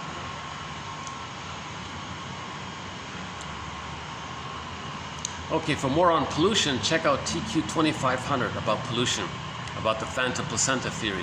The phantom placenta. The placenta. The placenta metabolizes the baby's waste. There's a trauma around that because of the early removal of the cord. We're going to replay that. How do we replay it? Well, symbolically, we dump 10 billion tons of plastic into the ocean with the fantasy that we can have our proper placenta needs met. We're traumatized when the cord is removed prematurely. The cord should stay for a day or two. It's called a lotus childbirth. Again, barring emergencies and special exceptions. So for more on that, the last video we covered that one, partially. No, go to 2500 about the pollution one. So we did a video a lot about pollution, and we based it on Lloyd Damas's theory called the phantom placenta. The baby thinks the placenta belongs to the child, right? It's the child. The cord and the placenta are from the child. What are you removing that for prematurely? Let nature decide when it's going to fall off on its own accord. Why is that being ripped apart? Oh my God, the child is shock traumatized by that. Now he's going to think, where's my placenta? Where's my cord? And the cord links to the placenta. Placenta did the metabolizing and the sending down the nourishing. Yes, of course, through the mother, but from the child's point of view, it's as if it was like an organ for the child almost. So what do you, oh my God. So, planet placenta. Dump the waste elimination onto the planet with the fantasy that we can correct what happened in the womb. It's ridiculous. Repetition compulsion. We're symbolically doing something in the present as a symbol to see what happened, to see the reality of the painful childhood true past. The present becomes a symbolic mirror to see what happened in the past. So people dumping waste and dumping 10 billion tons of plastic in the ocean, that's a symbol to see that when the baby was in the womb, just before birth or shortly after birth, something went wrong with the metabolizing of his waste elimination, and he's angry. Trauma. What is trauma? We replay and repeat. Now, we apply that over to the breastfeeding. The mother soothing the baby, that's a metaphorical metabolizing of the baby's distressed feelings. So that's again with the metabolizing idea. The baby's wasteful, unwanted emotions, he wants it recycled, let's say. So the mother doesn't do it. So that's a trauma. So breast, breast, right? Okay, planet breast, metabolize everything I don't like, all my anger, all my bad feelings. Now, the breast also provides all the goodness. So both, see a little bird here? I have no idea what this guy, it's not a pigeon, but He's a cute little guy, huh? Sort of. Are we getting it on the camera here? Hold on a sec. Oh, there it is.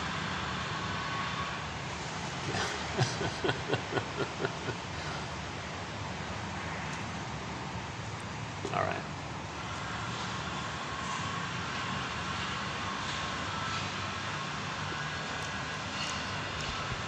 You know, my phone doesn't line up to where I pointed. I have to hold it to the left to get it centered, as if it were straight.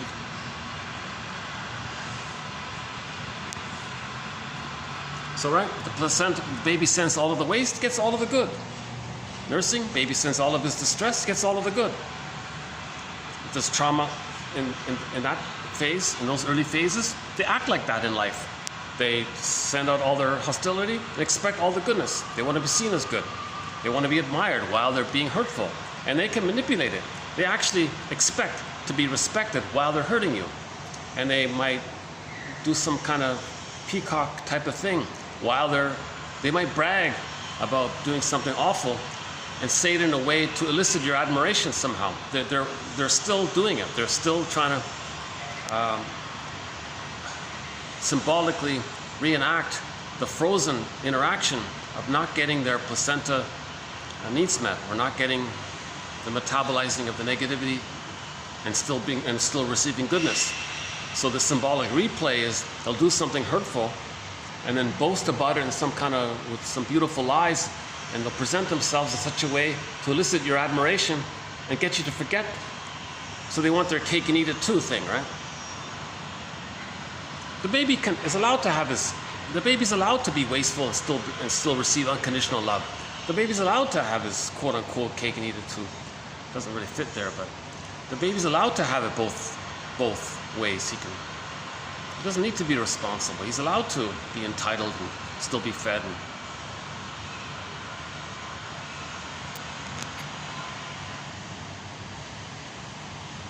Transference is a repetition of infantile experiences. Transference. So we transfer the frozen interaction in the nursery into the present. That's a repetition of infantile experiences. Oh, here's the bird again.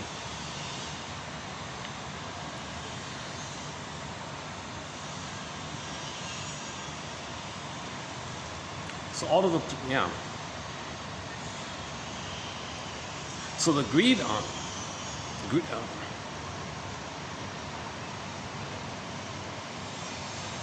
babies who are loved aren't going to be greedy, put it that way, right? People who are greedy, that's a mirror to know that they didn't get their love needs met. Unmet need turns to greed, and then it becomes frozen there, and they repeat it again and again because they create an image of the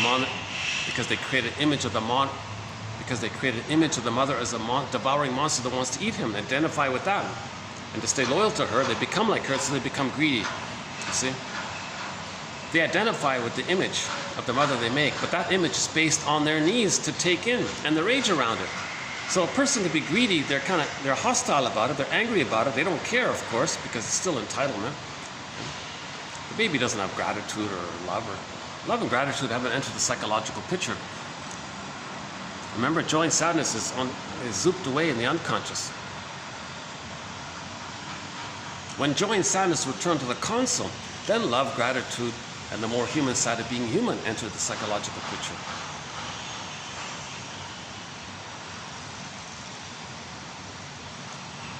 And we also talked about the phases between birth and 3 months. They're the stingers.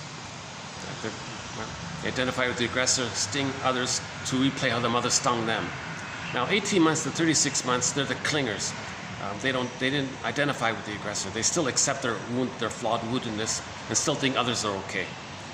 So all babies begin with, I'm not okay, you're okay. Right? All babies begin with, I'm not okay, you're okay. Remember, baby thought he was defective because he couldn't save the mother and get his paradise, so he thought there was something wrong with him, some mistake, some kind of flaw with him, defective, unconscious shame, insult to injury. Mother must be seen as good, So that's you're okay. Mother must be seen as good. So the other mother, you're okay. Now he feels no good. And he thinks maybe he did something wrong, called hidden invisible crime. Did he do something wrong? Unconscious guilt.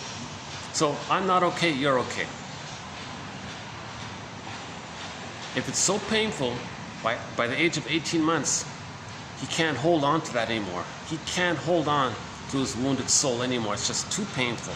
The most desperate, painful emergency defense mechanism of the mind is to just see his soul onto others, identify with the abusive mother, and says, now the abusive mother was seen as good, so he'll say, I'm okay. So his mindset will be, well, I'm okay, and you're not okay. Now, when he says you're not okay, he's talking about his wounded soul seen onto others. He's identifying with the aggressor. So the mindset of I'm not okay, you're not okay, that's a greater trauma. That's a much more severe trauma than the more midway one of just holding on to the original I'm not okay, you're okay. Now, ironically, the clingers are more anxious in their attachment style. They're more preoccupied. They're still searching for a good parent. So they're more clingy and pleasers and caretakers and all that, because they're still trying to find a good parent.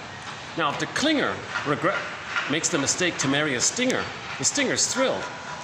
Those stinger types, the Iago one, he sings the song, Find Me Somebody to Damage. Bully one, a person with the bully pattern sings the song, Find Me Somebody to Control. The narcissistic pattern sings the song, Find Me Somebody to Shame. So the clinger is going to trick himself to say, well, those stingers, they're kind of, that pseudo-independence, that fake independence, that fake confidence, they'll lie to themselves. Oh no, that's a real confidence. They're pretty strong. So they'll lie to themselves, and and it's called sweet lemons. No, they're not sour and all that bitter. No, they're sweet. They lie to themselves because they can't be alone yet. The clinger is afraid to be alone still. He hasn't differentiated yet. So he'll marry the stinger with the hope that maybe they can save them, be nice to them, have a relationship with them, resume development. The stingers don't know what you're talking about. They'll say, fine, knock yourself out. You want to be nice to me? Well, they just want to just shame, damage, or control them. The clinger is still being nice to them. Finally, after a period of time, they wake up, leave, and write a self-help book called Codependent No More. And roughly, one estimate said that roughly 40% of the babies in North America end up with the pleaser pattern, the clinger, the anxious attachment style, the preoccupied, the ambivalent, the clinger, the caretaker one, right? Where they think they're not okay and others are okay. And roughly 50% of the babies are the stingers, they think. So they don't emotionally love because they're not there yet, right? They just want to replay what the mother did to them because they become her. They're still stuck there. So they're the avoidance. They avoid love. They're afraid of love. They can't do it. So the clingers end up... Now, if the clinger marries another clinger, if they're conscious, they can heal together. If the clinger marries another stinger, maybe it's possible if the stinger really realizes where he's at and they make I statements. But if two stingers marry, they just become helpmates. Taking turns playing big shot, or just sort of practical kind of thing. What do they call it? Checklist marriage or something. Utilitarian kind of, more utilitarian. And they stayed together by both of them projecting the boogeyman onto the third other. So they'll scapegoat others, often the child. If they have two children, one child will be the idealized for them, the other children will be the devalued of them, so that there can be a split in the children. Or one good child, bad child, right? Represents the splitting mechanism, good breast, bad breast. So they scapegoat the children. It's called triangulation, and that's how the two maintain the narcissist, the avoidance style. So they're not intimate or anything, and they maybe have separate bedrooms, and they both have separate lives, basically. They just help each other to play big shot with each other. But if somebody wants something more, it could be broken. Right?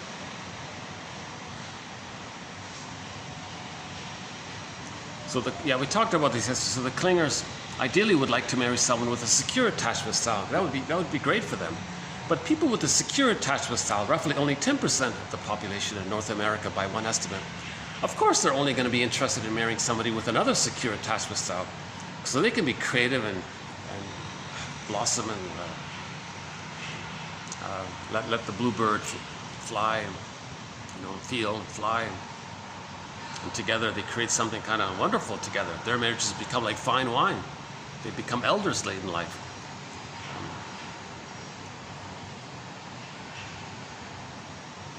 No person with a secure attachment style wants to marry a child, either the clinger child one or the more angry baby enraged infant one. The secure type, I have no interest in that. So the clingers, now if the clinger marries another clinger and they're both unconscious, it's not going to work either, because they're both going to compete to see who's going to be the good parent for the other. It's not going to work, right?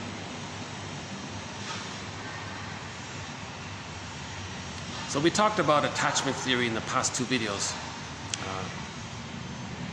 2545 and 2546 for more on attachment theory. So you got the secure attachment, it's either anxious, avoidant, or preoccupied, hopeless romantic, thinking about people all the time. I should have said this. They're preoccupied because they're searching for the attachment, so they're very occupied. They're afraid to be alone. Now the stinger ones, the prior ones, the avoidant ones, dismissing avoidant, fearful avoidant, reactive avoidant, and other avoidant types. They can't love, they don't really love. They just either want to shame. Their idea of love is to do to others what the mother did to them. They call that transference love. Transference is a repetition of infantile experiences.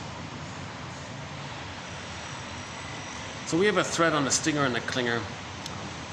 Let's not read that one here. It takes a little while. Maybe I'll start. Okay, in case I only have 3 hours on my camera, let's begin with today's quotes. So we did the first one already. Transference is a repetition of infantile experiences. Neurosis is a repetition of a petrified infantile childhood experience. Check out Burglar. You'll get his quote about neurosis. Petrification of infantile conflict. Neurosis is the petrification of an infantile conflict. Petrified fraud. Interpretation. The contents are verbalized, so resistance or defense, and the contents being defended against. So defense before content. So defense and content are verbalized and hence introduced to the conscious ego. The therapist says, hey, your conscious mind, I want to introduce your conscious mind to some knowledge. You have this pattern and you learned it in childhood, and that's why in the present you're doing this now. So you want to build the conscious ego, restore the conscious ego, repair. Just like that the construction workers are building the buildings, we want to repair the conscious ego. So you're talking to the person's adult mind, the conscious ego. Interpretations, they're like so-called secondary process thinking, right? The more secondary process thinking we have, the more we can accept. So where it was, ego shall be, they say. So the ego is the secondary process thinking. Then we can accept more of the primary process to metabolize. Even when it is apparent that the interpretation is based only on the client's verbal material, there always exists a countertransference basis for the elaboration of the interpretation. So again, my disclaimer, I'm not a shrink, I'm not a psychotherapist, I haven't been analyzed, I haven't gone through this process myself, I'd love to. If I had the funds, I'd be on the next flight to New York. I would find a psychoanalytically experienced, trained analyst who's been analyzed himself. That's the condition to be a shrink. You have to be analyzed yourself.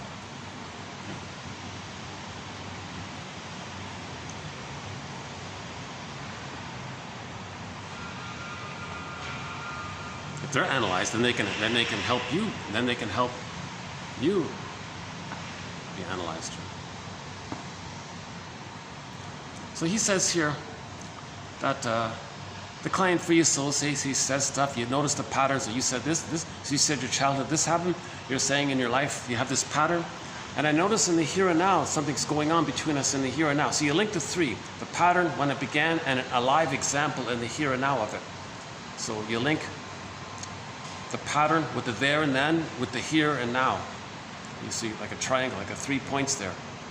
Now what helps in this process, what helps the therapist to know what's happening in the here and now is some of the feelings that the client is trying to induce, is trying to trigger in the therapist. Because the client wants to replay the past with the therapist in the present.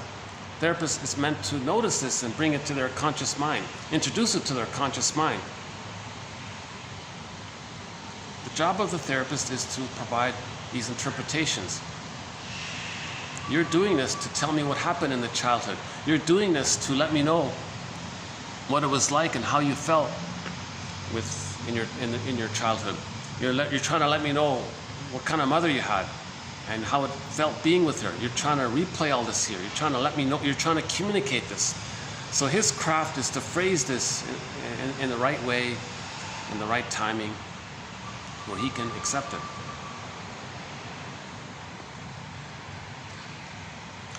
Okay, here's a unique thing. We have no, so again, 1001 Windmills of the Mind. We have no quotes from Freud, Jung, Lacan, etc. A lot of the big sort of names. This is mainly developmental object relations theory. Melanie Klein, huge. Melanie Klein, one of the mothers of psychoanalysis is Melanie Klein. She's one of our mentors. Karen Horney, another one of the mothers of psychoanalysis. Karen Horney. Margaret Mahler, in my opinion, another one of the mothers of psychoanalysis. So Margaret Mahler, Karen Horney, and Melanie Klein, those three ladies are mentors in 1001 Windmills of the Mind. Okay. Now the three gentlemen who are mentors are William Fairbairn, James F. Masterson. Now that one there, the fourth one there, Masterson, or the fifth one, Masterson synthesizes the work of the other guy, of the other people. So Masterson's work is key, plus the work of Edmund Bergler. So Bergler, Masterson, Karen Horney, Margaret Mahler, Melanie Klein, William Fairbairn. They're sort of our main mentors in 1001 Windmills of the Mind. Robert Bly makes a guest appearance. The bag metaphor comes from Robert Bly.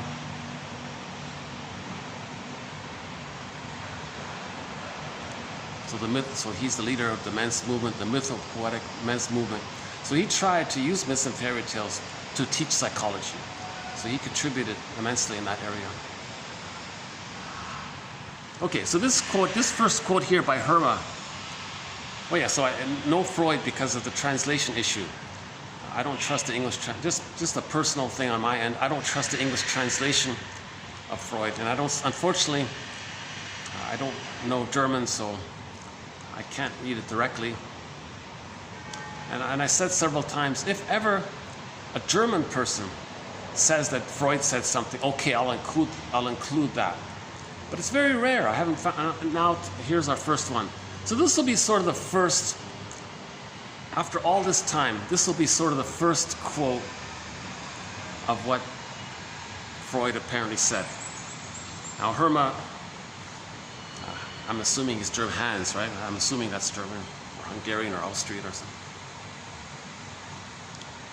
Most of these shrinks are from that area: Hungary, Austria, and Germany. Margaret Mahler is Hungarian. Melanie Klein's Austrian. Edmund Bergler is Austrian. Karen Horney is German. And many of the other authors in our collection: Hans Lowald,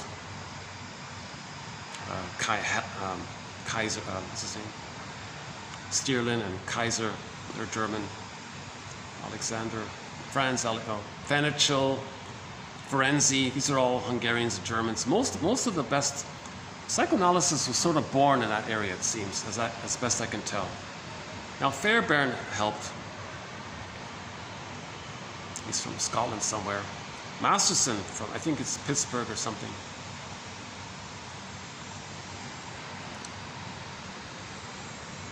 And Ogden, a lot of great quotes by Ogden. James Grotstein, a lot of good quotes. Dorothea MacArthur. Aletha Horner. Oh, now today we'll add one from Herma. I'll have to look up this one here, who he is. I just jumped to the conclusion he's German, so I included the quote, because, oh, finally we got a quote by Freud. So here it is here. He's talking about repression.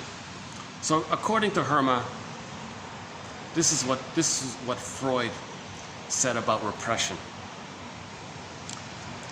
Repression. An emotional block that keeps us from remembering something, even if we make a conscious effort. Yeah, oh yeah. See, let's say, can you say to yourself, okay, like, can I say to myself, Marcus, can you remember what happened when you were 1 year old or 2 years? Come on, try. It's not going to work, obviously, right? It's repressed. We don't remember it. In his lectures at Clark University in 1909, so the story is Freud went to North America, 1909, right? With 2 other guys, right? In his lectures at Clark University in 1909, Freud described its repression, its mode of operation in a graphic manner. Assuming that some students in a class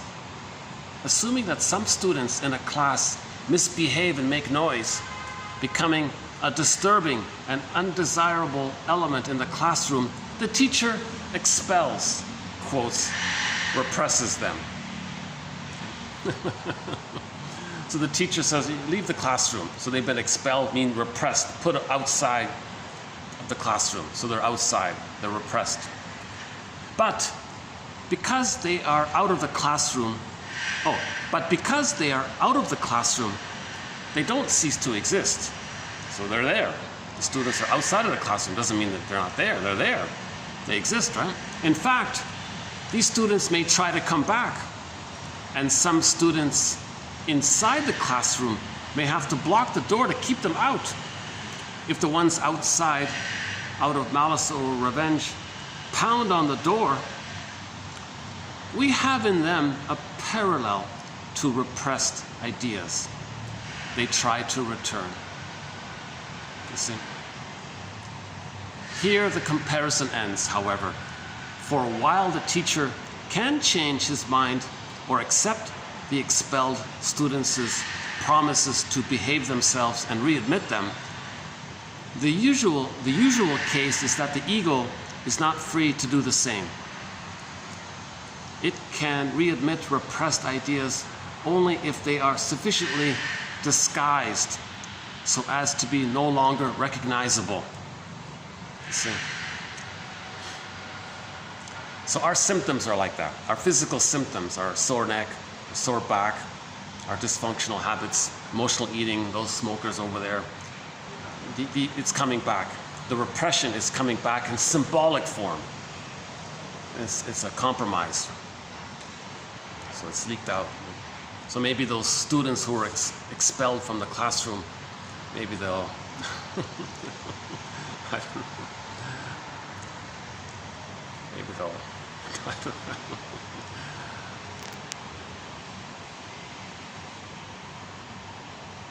Maybe they'll disguise themselves and pretend to be other students so they come back in. Here's another, he writes in a simple way. That's why I like this Herma article. Okay, this next one is pretty simple, it's pretty obvious.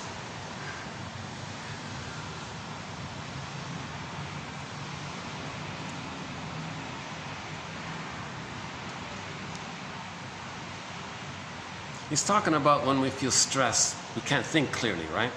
We all know this. When we feel stress, the amygdala takes over. We can't think clearly. We're going to make wrong decisions or false decisions or something. So that's it. That's all it is. An experiment with 2 dogs. One dog was placed before a fence, on the other side of which there was a piece of meat. Immediately, he tried to get around the fence, open at both ends, and finally succeeded. He was able to make the detour necessary because he could postpone the satisfaction for which the id tendencies were pressing, the unconscious needs, feelings, wishes, urges. Now the other dog, however, 2 dogs, right? The second dog. This other dog, however, had been starved for several days. Poor guy. When placed before the fence, behind which he saw the meat, this dog could not take his eyes off it. He seemed to be glued to the attractive sight. He was unable to change the direction of his activity, explore the situation, and find a way to get the meat. He could not withstand the pressure of hunger long enough to use his intelligence. So poor dog, right? He hasn't eaten in several days. He sees the meat on the other side of the fence. His emotionality is focused on the image of the meat and how much he wants it. His emotion, and he's stuck like that, yearning and dreaming for it. He can't, his emotions overwhelm him so much, he can't use his conscious mind to say, wait a minute, let's just hold the hunger feelings for a minute. Let's think for a second here. How wide is this fence? Can I go to the left? Can I go to the right? Why don't I just give it a try, like the other dog did? He couldn't do it because he was so emotionally. It's like falling in love, transference love. You can't think clearly. You're spellbound, right? You're so love-starved. You see a person, so let's say a guy sees a woman. That woman has the psychology of their mother, so they're triggered of their mother, they're spellbound. Now the woman in the present is as dysfunctional as the mother was, but you're so revived at the blissful fantasy that the person in the present can be the good parent that was needed in the past. And that's a love hunger. Your love hunger, you're starved. Your love hunger starved, like that dog was starved. He was only starved for several days. What about love starvation for 50 years or something? Or whatever it is. Love starved half your life or something. Or all of your whole life. If a person is love starved their whole lives, and they see someone that reminds them of their parent unconsciously, they're going to ignore the reality. They're not going to, like that dog there, he's not going to be able to see the reality, practical side of things. The person who's starved is going to just ignore the reality. Like that dog couldn't see the reality of the fence. He was just glued to the piece of meat on the other side of the fence. And he was just staring at it. And he was bedazzled, spellbound, love trance. So let's play the song Spellbound by the rock band Triumph. We've got a good idea about it. Spellbound. The song Spellbound by Triumph. Yeah, I'm not talking about the movie Spellbound, but the movie Spellbound. See, in the movie Spellbound, we're spellbound by that script. That's the faith thing. We're spellbound. It's not a curse. It's kind of like a curse. So we're spellbound. We're stuck with that curse. The petrified frog is like frozen. Woolly mammoth is spellbound, frozen, love trance. So that's what they mean by spellbound. We're sort of like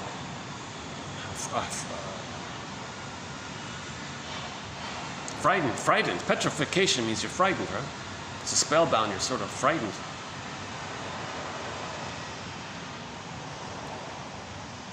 Another one by Herma. Oh yeah, we read the other one by Herma here. Repetition compulsion doesn't work because the thing in the present is only a symbol for the past. Another one by Herma. Identification. Feeling and behaving as though one were the person whom one loves or fears instead of having a conscious feeling of love or fear. So the baby can't say, oh, I have a feeling towards the mother. I have a feeling of this towards the mother. I have a feeling of that towards the mother. Child can't do that. He just becomes the mother. Identification. It's too much. We become prisoners of the past through rigid defenses maintained by the ego against the memories of our childhood. Yeah, so that's the spellbound. We become stuck in the past through the rigid defenses maintained by our defense mechanisms against the memories of our childhood. So we want to feel safe in order to get some of our memories. We're looking for memories. We want to get some of our memories back so we can update the script. So knowledge can build the safety. Interpretation. Oh, here's interpretation. Here, you want to link the here and now with me, the therapist says, and to the before and the outside. So the here and now with the therapist is linked with the before and outside, not with the therapist, outside of the therapy room. You want to link all that up. That's the briefest summary statement of interpretation right there. Next one. To acquire knowledge about one's own unconscious by means of conscious experience. You want to have a conscious experience of something from the past. That's gaining insight, emotional insight. The interpretation, which doesn't include an active and unconscious here and now with me, misses the live reality of the dual moment. The dual moment, what happened in the past, the reliving of it in the now, that's like a dual moment. Okay, next one from Mr. Leon Saul here. We don't have too many quotes from him. I have a bit of a hard time reading him. But we only have a few of his quotes. Transference, the repetition to the analyst of human relations of childhood. So there's like a blueprint, child, parent, stencil. We replay that in the present. That's called transfers. It is the emotional pattern of childhood which is transferred to the analyst. For example, this client with very strong dependency needs makes the end of the therapy interview difficult with its intense longing to prolong it. So there's the clinger, for example. The clinger, the pleaser. Oh, don't leave. Therapist, you're going to be the good parent, right? Oh, let's keep talking. Stay here. Don't leave. Where are you going? Stay. Therapy. The correction in the adult of the disturbed emotional pattern he had in childhood toward those who were close to him during his formative years. So we want to update. We want to update from an insecure attachment style to a secure attachment style. That's the correction he's talking about. The last one here from Saul. Hostility and dependence. In trauma, later on, they need the partner, but they hate the fact that they need the partner. That's the hostile dependent. The one dependence of the child to the parent and its life force aspect, childish needs for parental love and approval, causes feelings of weakness and inferiority with shame and competitiveness that leads to frustrations. These generate hostility. The hostility arouses guilt and masochistic reactions of self-punishment. If it's the clinger one. If it's the stinger one, it's outward. If it's the clinger one, they blame themselves. That's just a convoluted way of saying the child needed mother's love, didn't get it, he became angry. Hostility.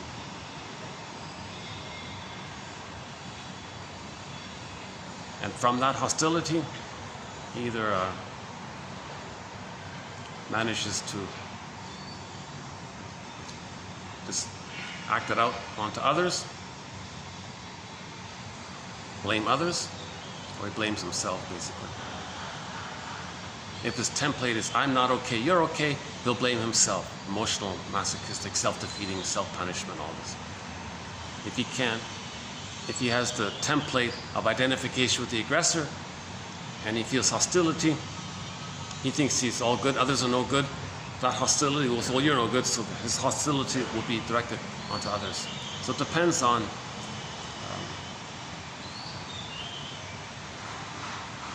which other than I'm okay, you're okay mindset they have. Unconscious.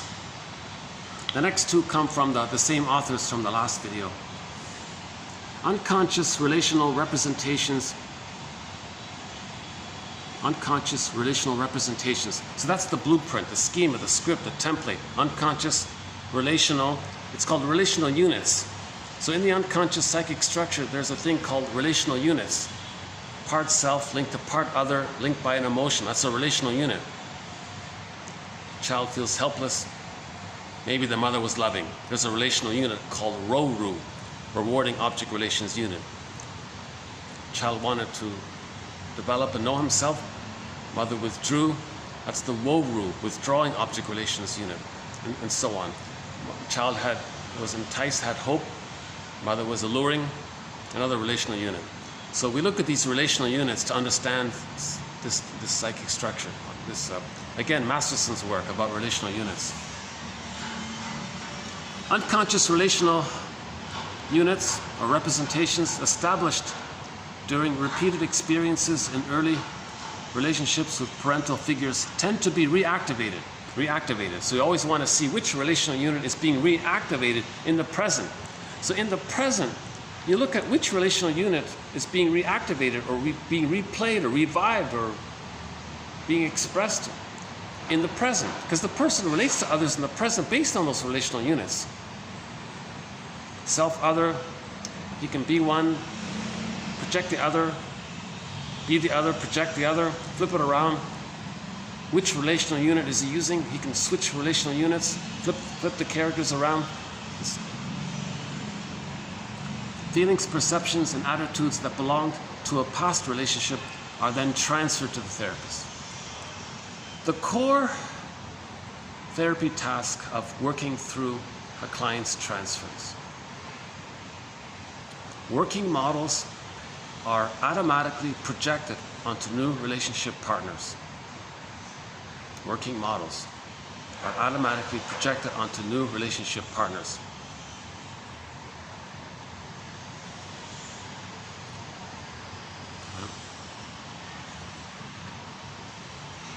So for more on that, it's TQ 2435-9 on the falling in love one. You meet somebody in the present. That person in the present has a kind of similar, has a very similar psychology to the mother. Therefore, you're triggered of the mother. You're revived of the mother prior to being traumatized. So that means you're going to revive the bliss you had with the mother, either in the womb or that should have been there, maybe that was partially there. So that's the falling in love part. You fall back to that infantile place. It's called transference love. You're going to transfer the past and the present. The present triggers up the past. Transfer. Now the baby felt bliss with the mother at some point.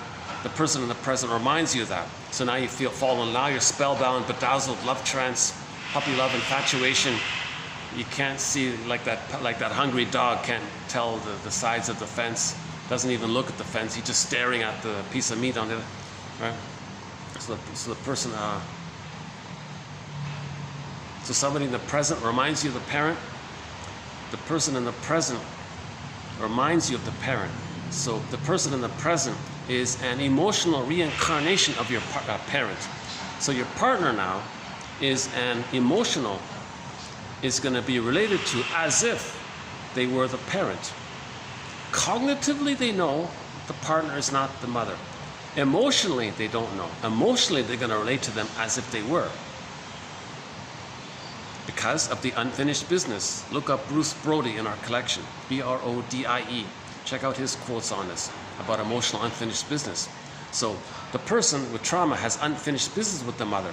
Somebody in the present reminds them of the mother, and they say, aha, I have unfinished business with you, mother. seen through the proxy character, the person in the present is playing a role. It's a staging thing. It's a role. They're not loved and seen for who they are, really, right? So the play is titled, I love you, you're perfect, now change. So you remind me of my mother. Oh, you're perfect. Oh, the love is there, the transference love. Okay, I love you. Now change, please. So the projector wants the partner in the present to be the good, loving mother that was needed in the nursery. Could you be that person? Please be that person, because every baby wants to be loved. So now they may argue because that person cannot do it. It's ridiculous. And the other person is doing the same thing. So the other person is saying, no, you're perfect, you changed. No, you're perfect, you changed. So they're competing to see whose childhood they're going to recreate. These become like cat and dog marriages. Because they both have exaggerated fears of shame by the mother and abandonment by the mother. So the one who feels shamed by the mother, they're going to be the cat. The other one feels abandoned, so they're going to pursue, and they can flip around sometimes. Cat and dog, couples in collusion, very dramatic, ups and downs, hostile dependent. They both need and they still both hate. Neither of them can change. Neither of them are seen for who they are. Both of them are being objectified. They're both being emotionally seen as the good breast that should be there. Be that good breast that should have been there, please. No, you be the good breast that should have been there. So these marriages, if they're unconscious, chances are they're going to rust out or become like sour milk. At best, maybe because of the kids or the situation, economics, they may kind of settle into some kind of lifeless, practical arrangement or something. But they're emotionally divorced.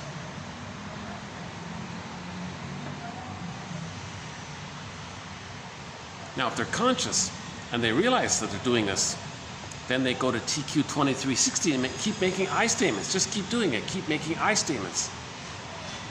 And it'll help a lot, because the act of doing so is an act of love to keep making I statements.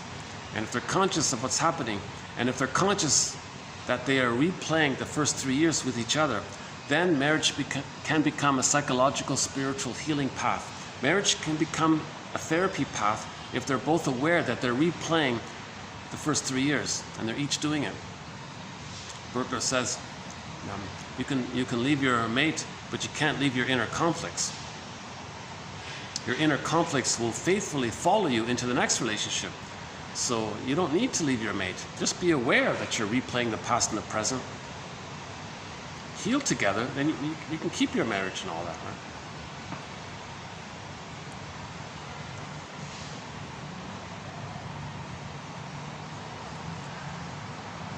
Now, the tendency seems to be one is the clinger and one is the stinger. The clinger is trying.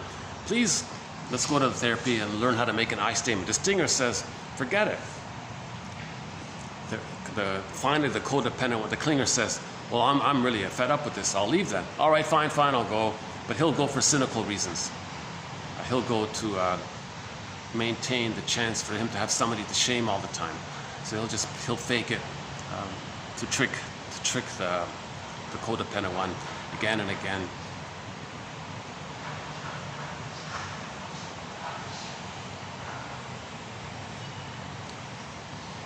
Okay, two left here. Speaking of Edmund Berger, here's one from our mentor. Oscar Wilde remarked ironically, quote, "Experience is the name everyone gives to his mistakes," unquote. The, quote, mistakes, unquote, of neurotics. The mistakes of neurotics, if emotionally conditioned, are made and fixed before they can correct them. They can only go on repeating them. See, the mistakes, we're just repeating the original emotional mistake from the nursery. We're just repeating them. But this guy Wilde here says, experience is the name everyone gives to his mistakes. So it's just sort of a play on it. Berger likes to do that. He likes to take famous quotes from other people as a springboard to make a point that he wants to make. That's all he's doing. Burglar is a genius. He's a bit of a genius. Edmund Burglar, 24 books, 300 papers, the #1 most prolific author, direct into English from psychoanalysis. Now, if I find a quote by Edmund Burglar where he says, Freud says such and such. By the way, Edmund Burglar, in his early 30s, I read somewhere that he was his assistant for a while. And then he moved on. And Burglar apparently was like a rock star in the 50s. He helped make psychoanalysis immensely popular in the 50s. The reason psychoanalysis partly was very popular in the 50s, from what I could tell, was mainly because, in large part, because of Burglar. He's famous for the phrase writer's block. So fill in the blank, the psychoanalysis of whatever you put in that blank, chances are he talked about it.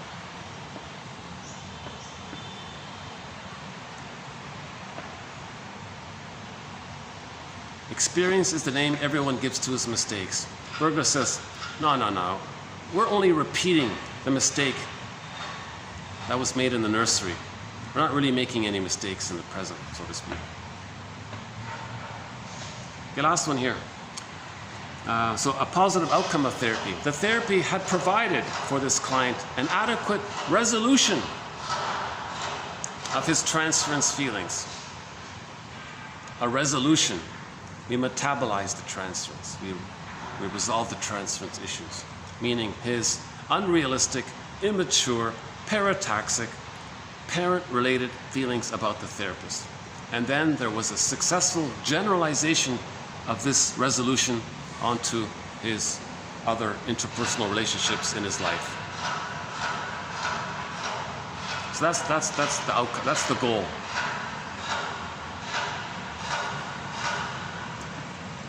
To accept people as people and accept yourself as a person. It's hard to do that when you're in so much pain from the nursery and you just want to replay the nursery situation in the present. It's called the transference neurosis. Interpretations helps the person to, oh my God, is that what I'm doing? The awareness of that leads to the greatest hurt of all. Mother failed. Mother provided an attachment trauma. She gave the person an insecure attachment style. So now you got to mourn the good mother that never existed. You got to mourn the loss of a good mother that never even existed. You never even had it. But you got to pretend that you needed it. You got to pretend that she was supposed to be there, and then mourn that she never existed. Mourn the loss of never having a good enough mother, put it that way. Mourn the loss of who you would have been had you been loved. Mourn the loss of all the time living the provisional life, going through the motions, like that guy in the Stepping Out painting by Roy Wittgenstein, Stepping Out. Mourn the loss of what could have been and what could have happened. Mourn the loss of not having abiding, loving relationships. Mourn the loss of not being able to learn and enjoy your interests, not knowing your interests. Mourn the loss of your golden ball. Oh my God, your whole life you didn't have your golden ball. Maybe finally, you mourn that, then you can get it back if you can mourn it. I feel sad that I didn't have my golden ball. Now that sadness, there's the healing, then you get it back when you do that. You gotta mourn that you didn't have loving parents. And there's forgiveness for the parents for being the way they were. So reparation of the other leads to reparation of the self. Now you got to be sad that your parents didn't have they had hopes and dreams beyond being just parents. Didn't pan out. Again, Bruce Springsteen, Independence Day, Toronto, on YouTube search engine.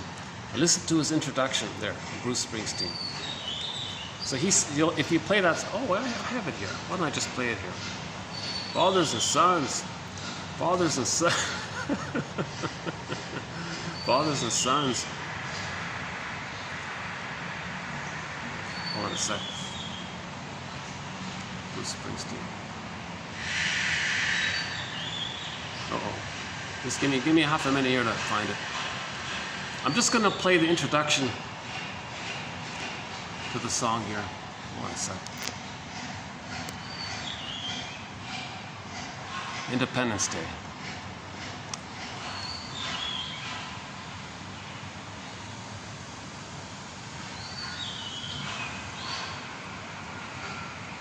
Independence Day. Bruce Springsteen. Springsteen.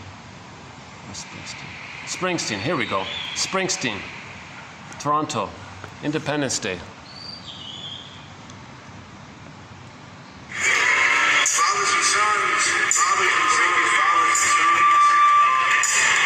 Independence Day was the first song I wrote about fathers and sons. It's the kind of song you write when you're young and you're first startled by your parents' humanity. You're shocked to realize that they had their own dreams and their own desires, their own hopes. Maybe didn't pan out exactly the way they'd have liked. And all you can see are the adult compromises that they had to make. And you're still too young to take notice of the blessings that some of those compromises brought. Yeah. And all you can see is the world that they seem locked into. And all you can feel is your desire to escape. Well, I had a simple setting for this song. It was just a late night conversation around the kitchen table between two people struggling to understand one another.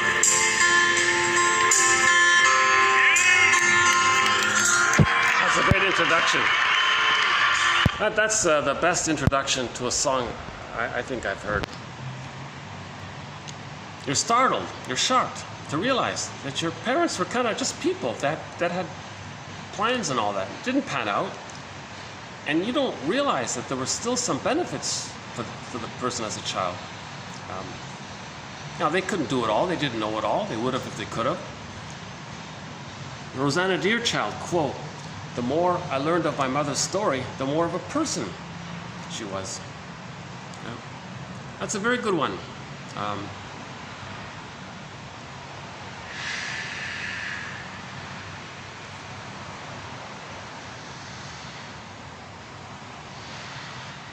Maybe what I can do is, I've got about half an hour left. Maybe I'll just randomly, let's pull up 1001 Windmills of the Mind. And I'll just randomly read some quotes. Through the fog, see the flowers. So that's what we're trying to do. Yeah.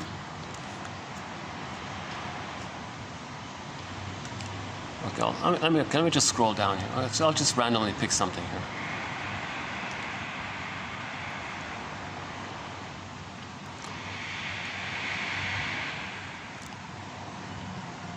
Transference resistance, in which the client recreated the repressed in the therapy relationship rather than remembering. Yeah. So we want to remember. Repetition compulsion is an attempt to remember. We're trying to remember. We're communicating through actions. The trick is to then put secondary process to our primary process.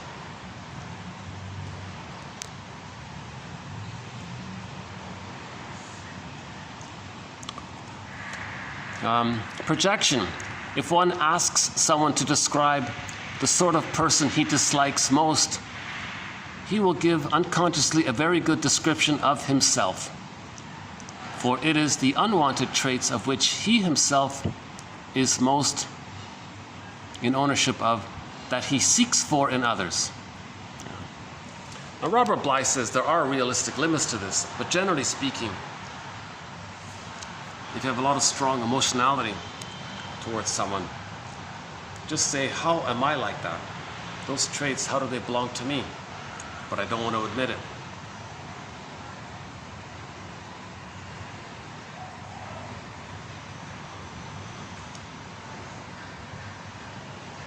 Oh yeah, two people could see the same thing, disagree, and yet both be right.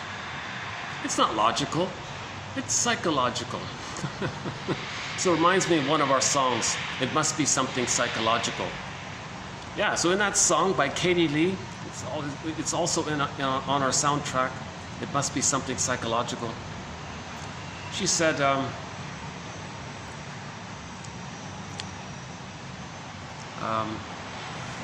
she was attracted to emotionally unavailable people because they're unattainable.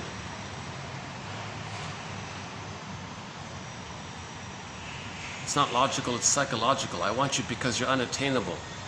Their mother was unattainable. They're replaying it. So the mother rejected them. So they choose people who are going to reject them. Why is she doing this? Why is she only attracted to people who are going to reject her?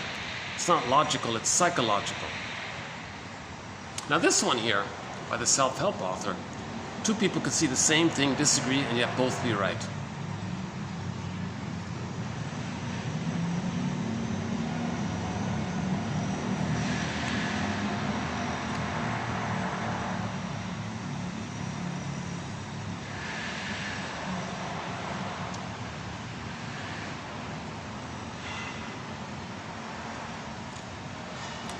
Psychoanalytic therapy is based on analysis of transference and resistance, making the unconscious conscious in an affective process. The technique uses free association, working through, metabolizing the transferences, metabolizing, feeling the feelings related to the transference, dream interpretation, and the mechanism of linking ostensible reality conflicts, oh yeah, the present, to the unconscious pattern built up in childhood. There's this one here. Sometimes a man's makeup and disposition are such that his misery machine, misery machine, is able to do nearly all the business. Such a man goes through life almost ignorant of what happiness is. Or Mark Twain. Oh, that's Mark Twain. The word, oh, now Burglar says, the word machine, yeah, like I was saying before, Burglar will take a quote from somebody like Mark Twain and then use it as a springboard. The word machine is not too happily chosen. Its use proves that the language of consciousness is entirely inadequate to express unconscious mechanisms, even when handled by a great writer like Mark Twain. So Mark Twain's phrase for the unconscious is the misery machine. One of the greatest writers, Mark Twain, he calls the unconscious the misery machine. Oh, well, see, it's tough stuff, right?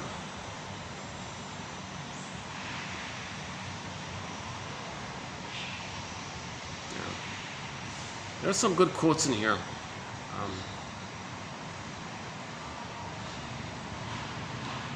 For the individual who is still unconsciously swayed by infantile aims, money inwardly represents the values of the nursery. So we can transfer the complications of the nursery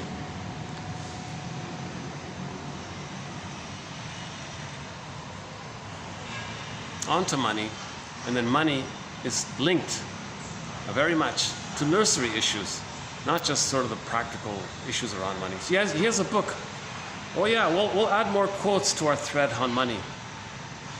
Psychoanalysis of money. We don't have many on it, but I remember the one about the coins. Some guy, as a child, there was a lot of emotionality around coins with the child, with the father. How many coins can he give him? His allowance, here's a dime, here's a quarter. There's a lot of struggle around coins throughout the guy's childhood. Then later on he became a billionaire or something. And still, to this day, he gets enraged around issues of coins. Is that right? Hang on, let's update that one. Hold on.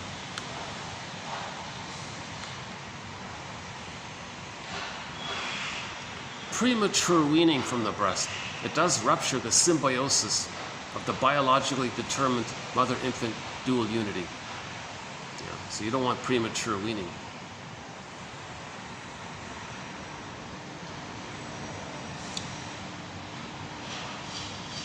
The symbiosis in ancient China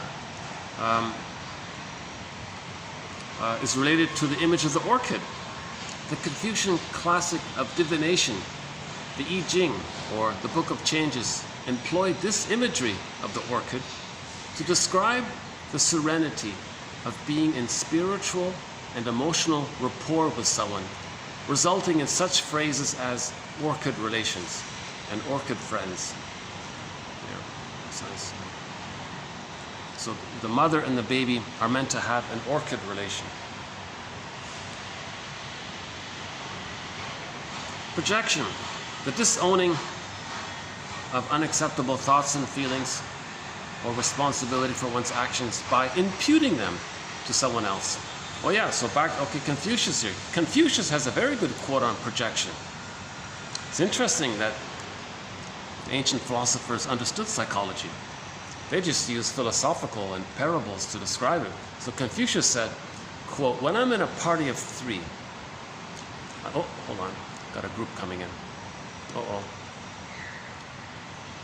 Sometimes, I'm gonna come in, just passing by.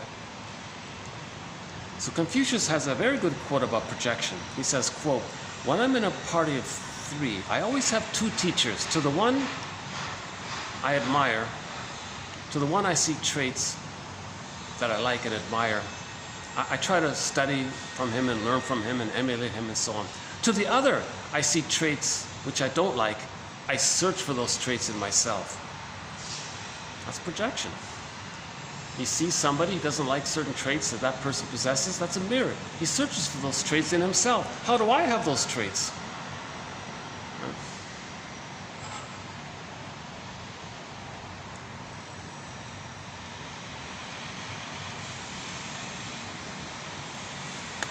If I see somebody who's impatient, I go, oh, look how impatient that guy is. So wait a minute, I can be impatient sometimes myself, right?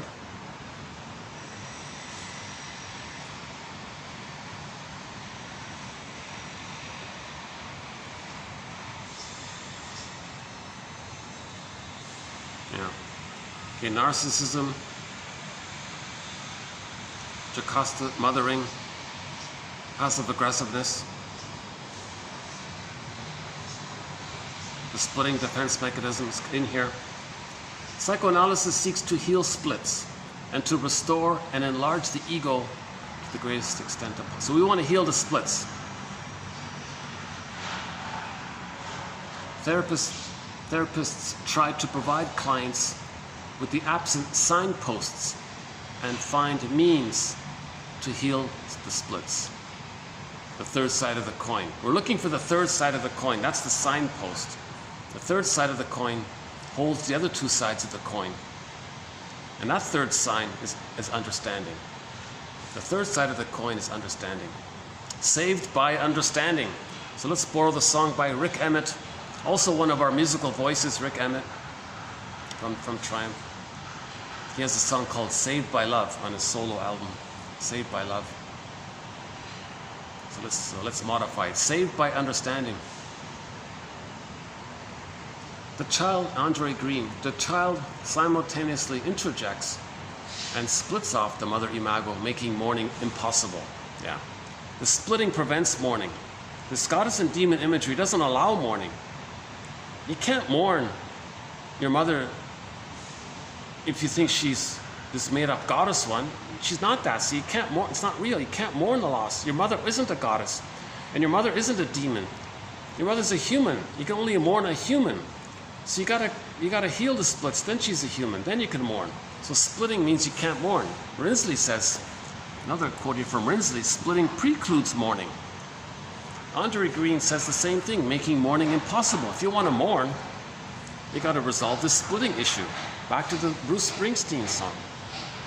Fathers and sons. Fathers and sons. Again, Bruce Springsteen. Oh, did I lose it already? Let's play that one again. So this Bruce Springsteen, what he says here, I think is helpful in the area of healing the splits. This one here. Fathers and sons, fathers and sons, fathers and sons. Independence Day was the first song I wrote about fathers and sons. It's the kind of song you write when you're young, and you're first startled by your parents' humanity. You're shocked to realize that they had their own dreams and their own desires, their own hopes. Maybe didn't pan out exactly the way they'd have liked. And all you can see are the adult compromises that they had to make. And you're still too young to take notice of the blessings that some of those compromises brought. And all you can see is the world that they seem locked into. And all you can feel is your desire to escape. Well, I had a simple setting for this song.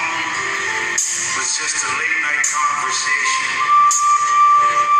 around a kitchen table between two people struggling to understand one another.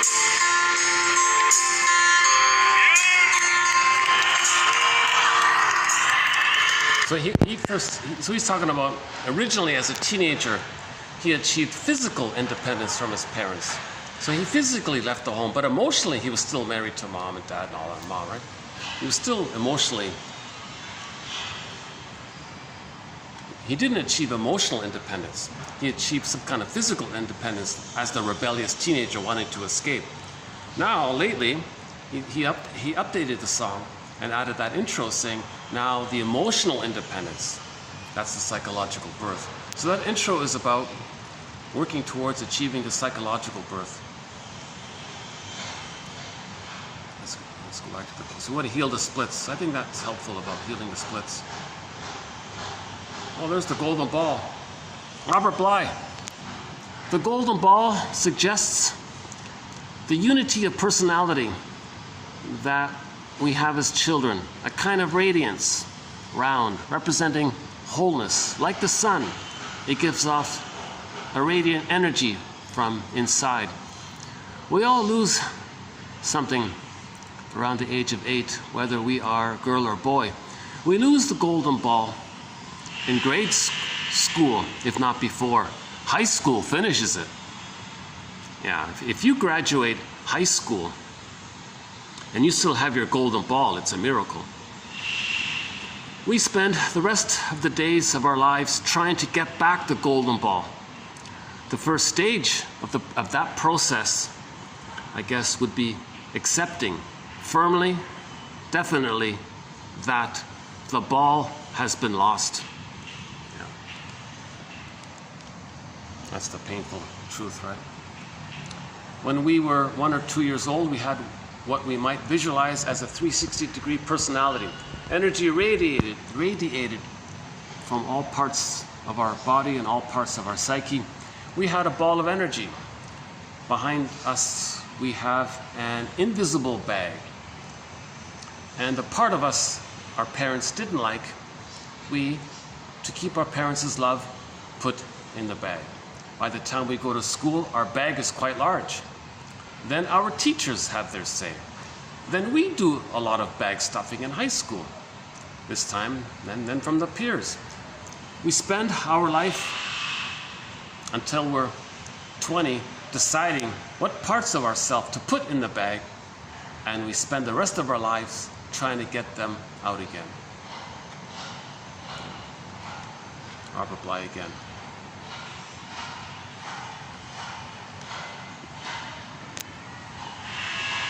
The dream is the myth of the individual.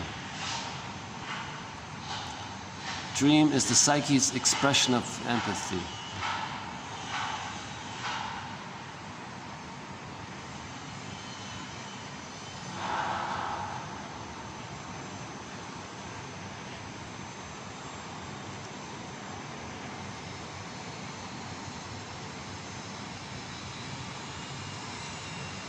Okay, some quotes are filled with jargon, some are on the lighter side.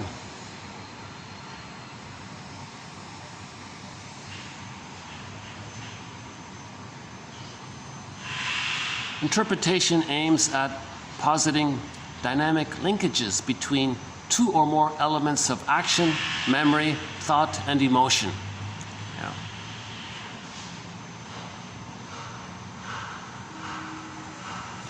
Quote, I do feel entitled to speak for what's best for the treatment.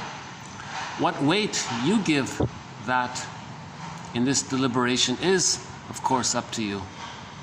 Oh yeah, the client said, the therapy doesn't work.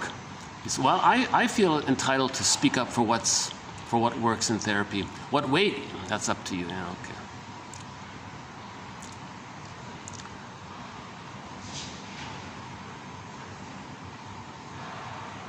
What's this again? A teenage couple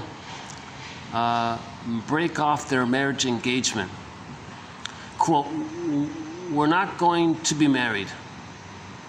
We never seriously considered setting up a home of our own. Quote, so subconsciously, we were clinging to the nest. Therefore, we're not mature enough for it. Yeah. Oh yeah, so in a TV show called The Donna Reed Show, they realized that they weren't ready to get married. Yeah, okay. The unconscious rises autonomously to greet us in the form of projection onto others.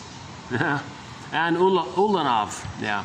The unconscious rises autonomously to greet us in the form of projection onto others. Yeah. So that's how you get to know what's in your unconscious, through your projections.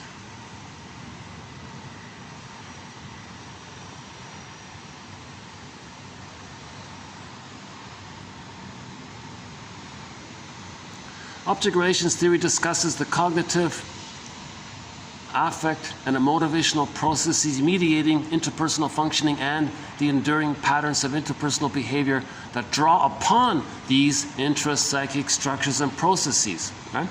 So our interpersonal behavior in the present draws upon our old intrapsychological structures and processes from the nursery.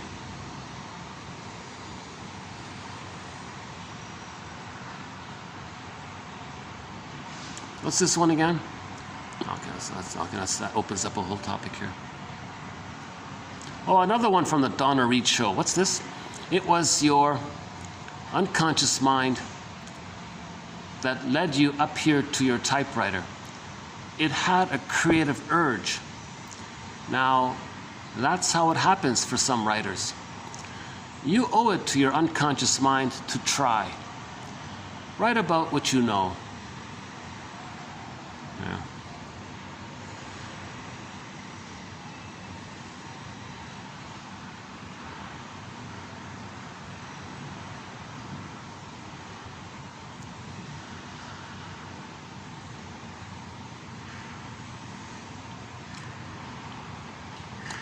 Repetitions in the transference are to be substituted by memories. Yeah. Repetition in the form of action or behavior and affect is a kind of remembering, albeit unconscious. Yeah.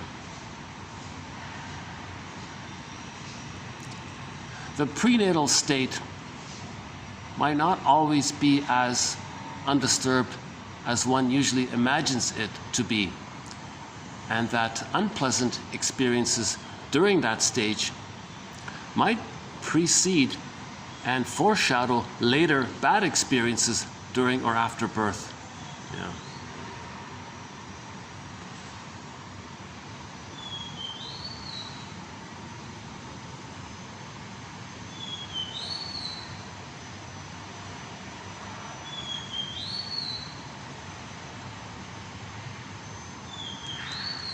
Biological birth precedes the psychological birth, a process of psychological labor toward it. Yeah. Psychological labor. We're in labor. Yeah, everybody at midlife is in labor. The phenomena of projective identification is best understood by the application of the dual track principle involving the symbiotic Siamese twin model, in which there can be two states of mind simultaneously on different levels, one of separateness and the other of fusion. Thus, the infant can go back and forth between the two states or experience both states simultaneously. At the same time, this model allows for the infant to experience identification with the projection into the object and also be able to deny it, this identification. Yeah, so there's the hocus pocus double focus. A lot of your double think is in there. You're the aggressor, but you act like you're the victim fighting against the victim who you believe is the aggressor. Hence you maintain being the aggressor.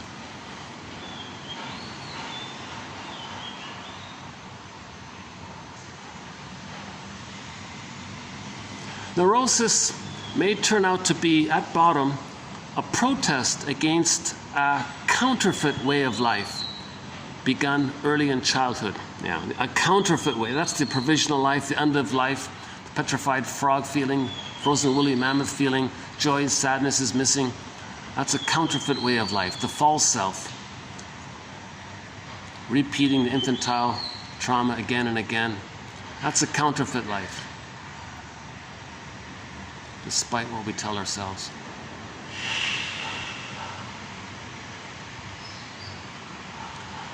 Well, if you're lucky to be able to do a geniogram, the geniogram is designed for intellectual understanding, which will help people begin to rethink their family relationships, the various emotional cutoffs. This will tell much about how family members deal with how they deal with conflict and closeness, and suggest therapeutic moves. Shame has everything to do with the sense of fit between the inner and outer worlds of experience as I come over time to know them. The opposite of shame is thus of harmony between me and my world. There is a place for me in it.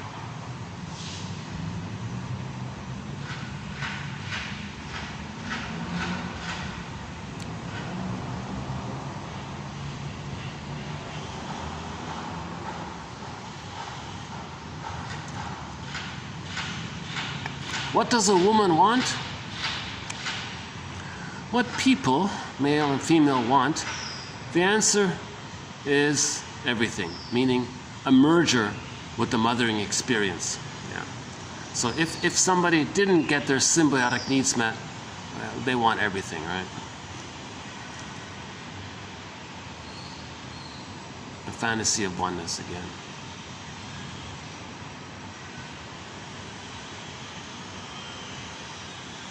The client's narcissistic dilemma of all or nothing throughout his life. Yeah, that's the splitting mechanism, all or nothing, right?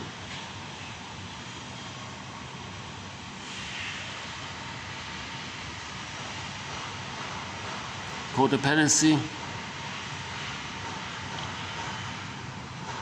The ecological fallacy, the attempt to analyze phenomena at the wrong level. The conscious aim of psychoanalysts is to find meaning in experience by finding words to comprehend non-verbal experience.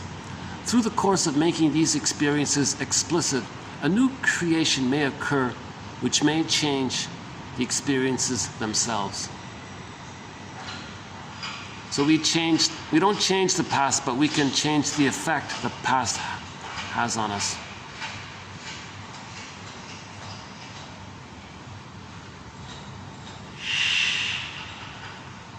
Art as witness.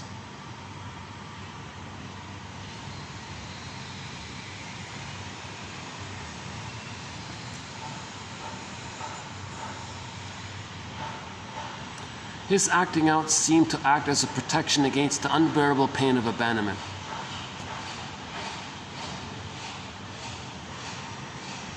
My role is to help you understand why you do what you do, and for you to decide accordingly.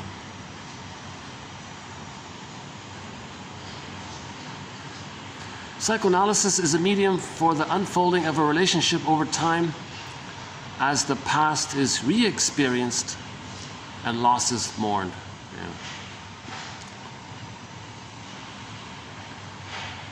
Splitting originally meant the disassociation of different states of mind or psychic groupings. Repression offers an alternative understanding of the motives and forces that keep certain memories and fantasies away from consciousness. Okay, so if we don't remember, it's either because of repression or disassociation or both.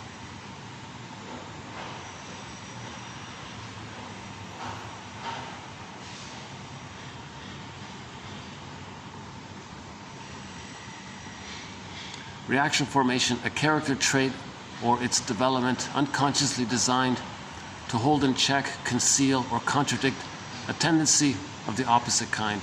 Projection, the attributing to persons or things outside of oneself of mental processes, affects, etc., that originated within one's own mind and have been repressed from consciousness. It's a mechanism of release. It's a mechanism or release of the repressed with relief of tension, common in varying degrees to all minds with consequent impairment of their reality appreciation.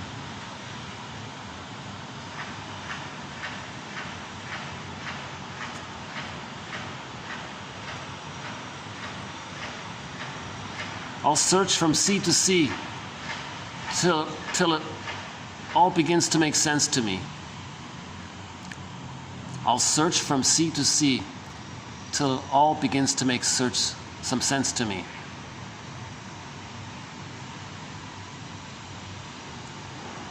I know it isn't true. I know it isn't true. Transference love is just a lie made to make you blue. Transference love hurts. Dan McCafferty. Some fools think of happiness, blissfulness, togetherness. Some fools fool themselves, I guess. I know it isn't true.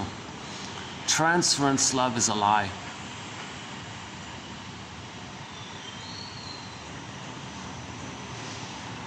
Should we play that one? Dan McCafferty.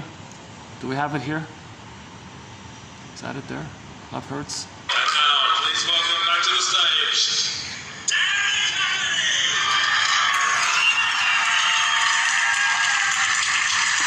Transference love hurts. Dan McCafferty. Passed away just 2 years ago, right? 1 year ago, yeah, 1 year ago. Dan McCafferty passed away. He's talking about transference love. Love doesn't hurt. Transference love hurts. Transference love hurts. The person in the present reminds you of the broken heart from the nursery. Real love doesn't hurt. Transference love reminds us of how we were hurt in the nursery. That's called transference love. But if you believe somebody in the present can be the good parent of the past and change the past, that delusion is going to hurt. Disappoint.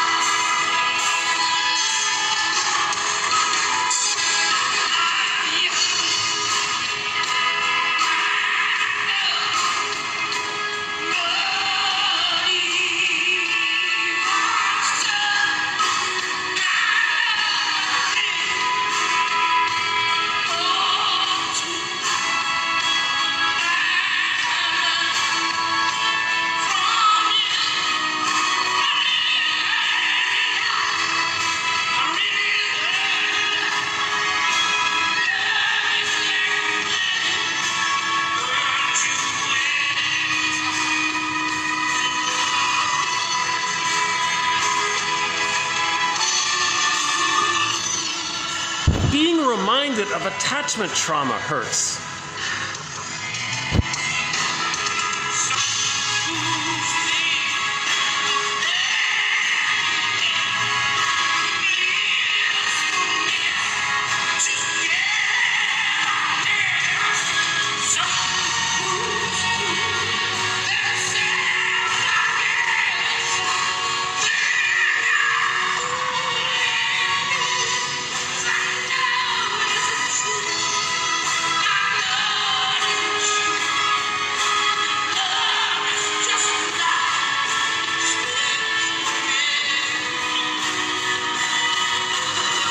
Transference love is a lie.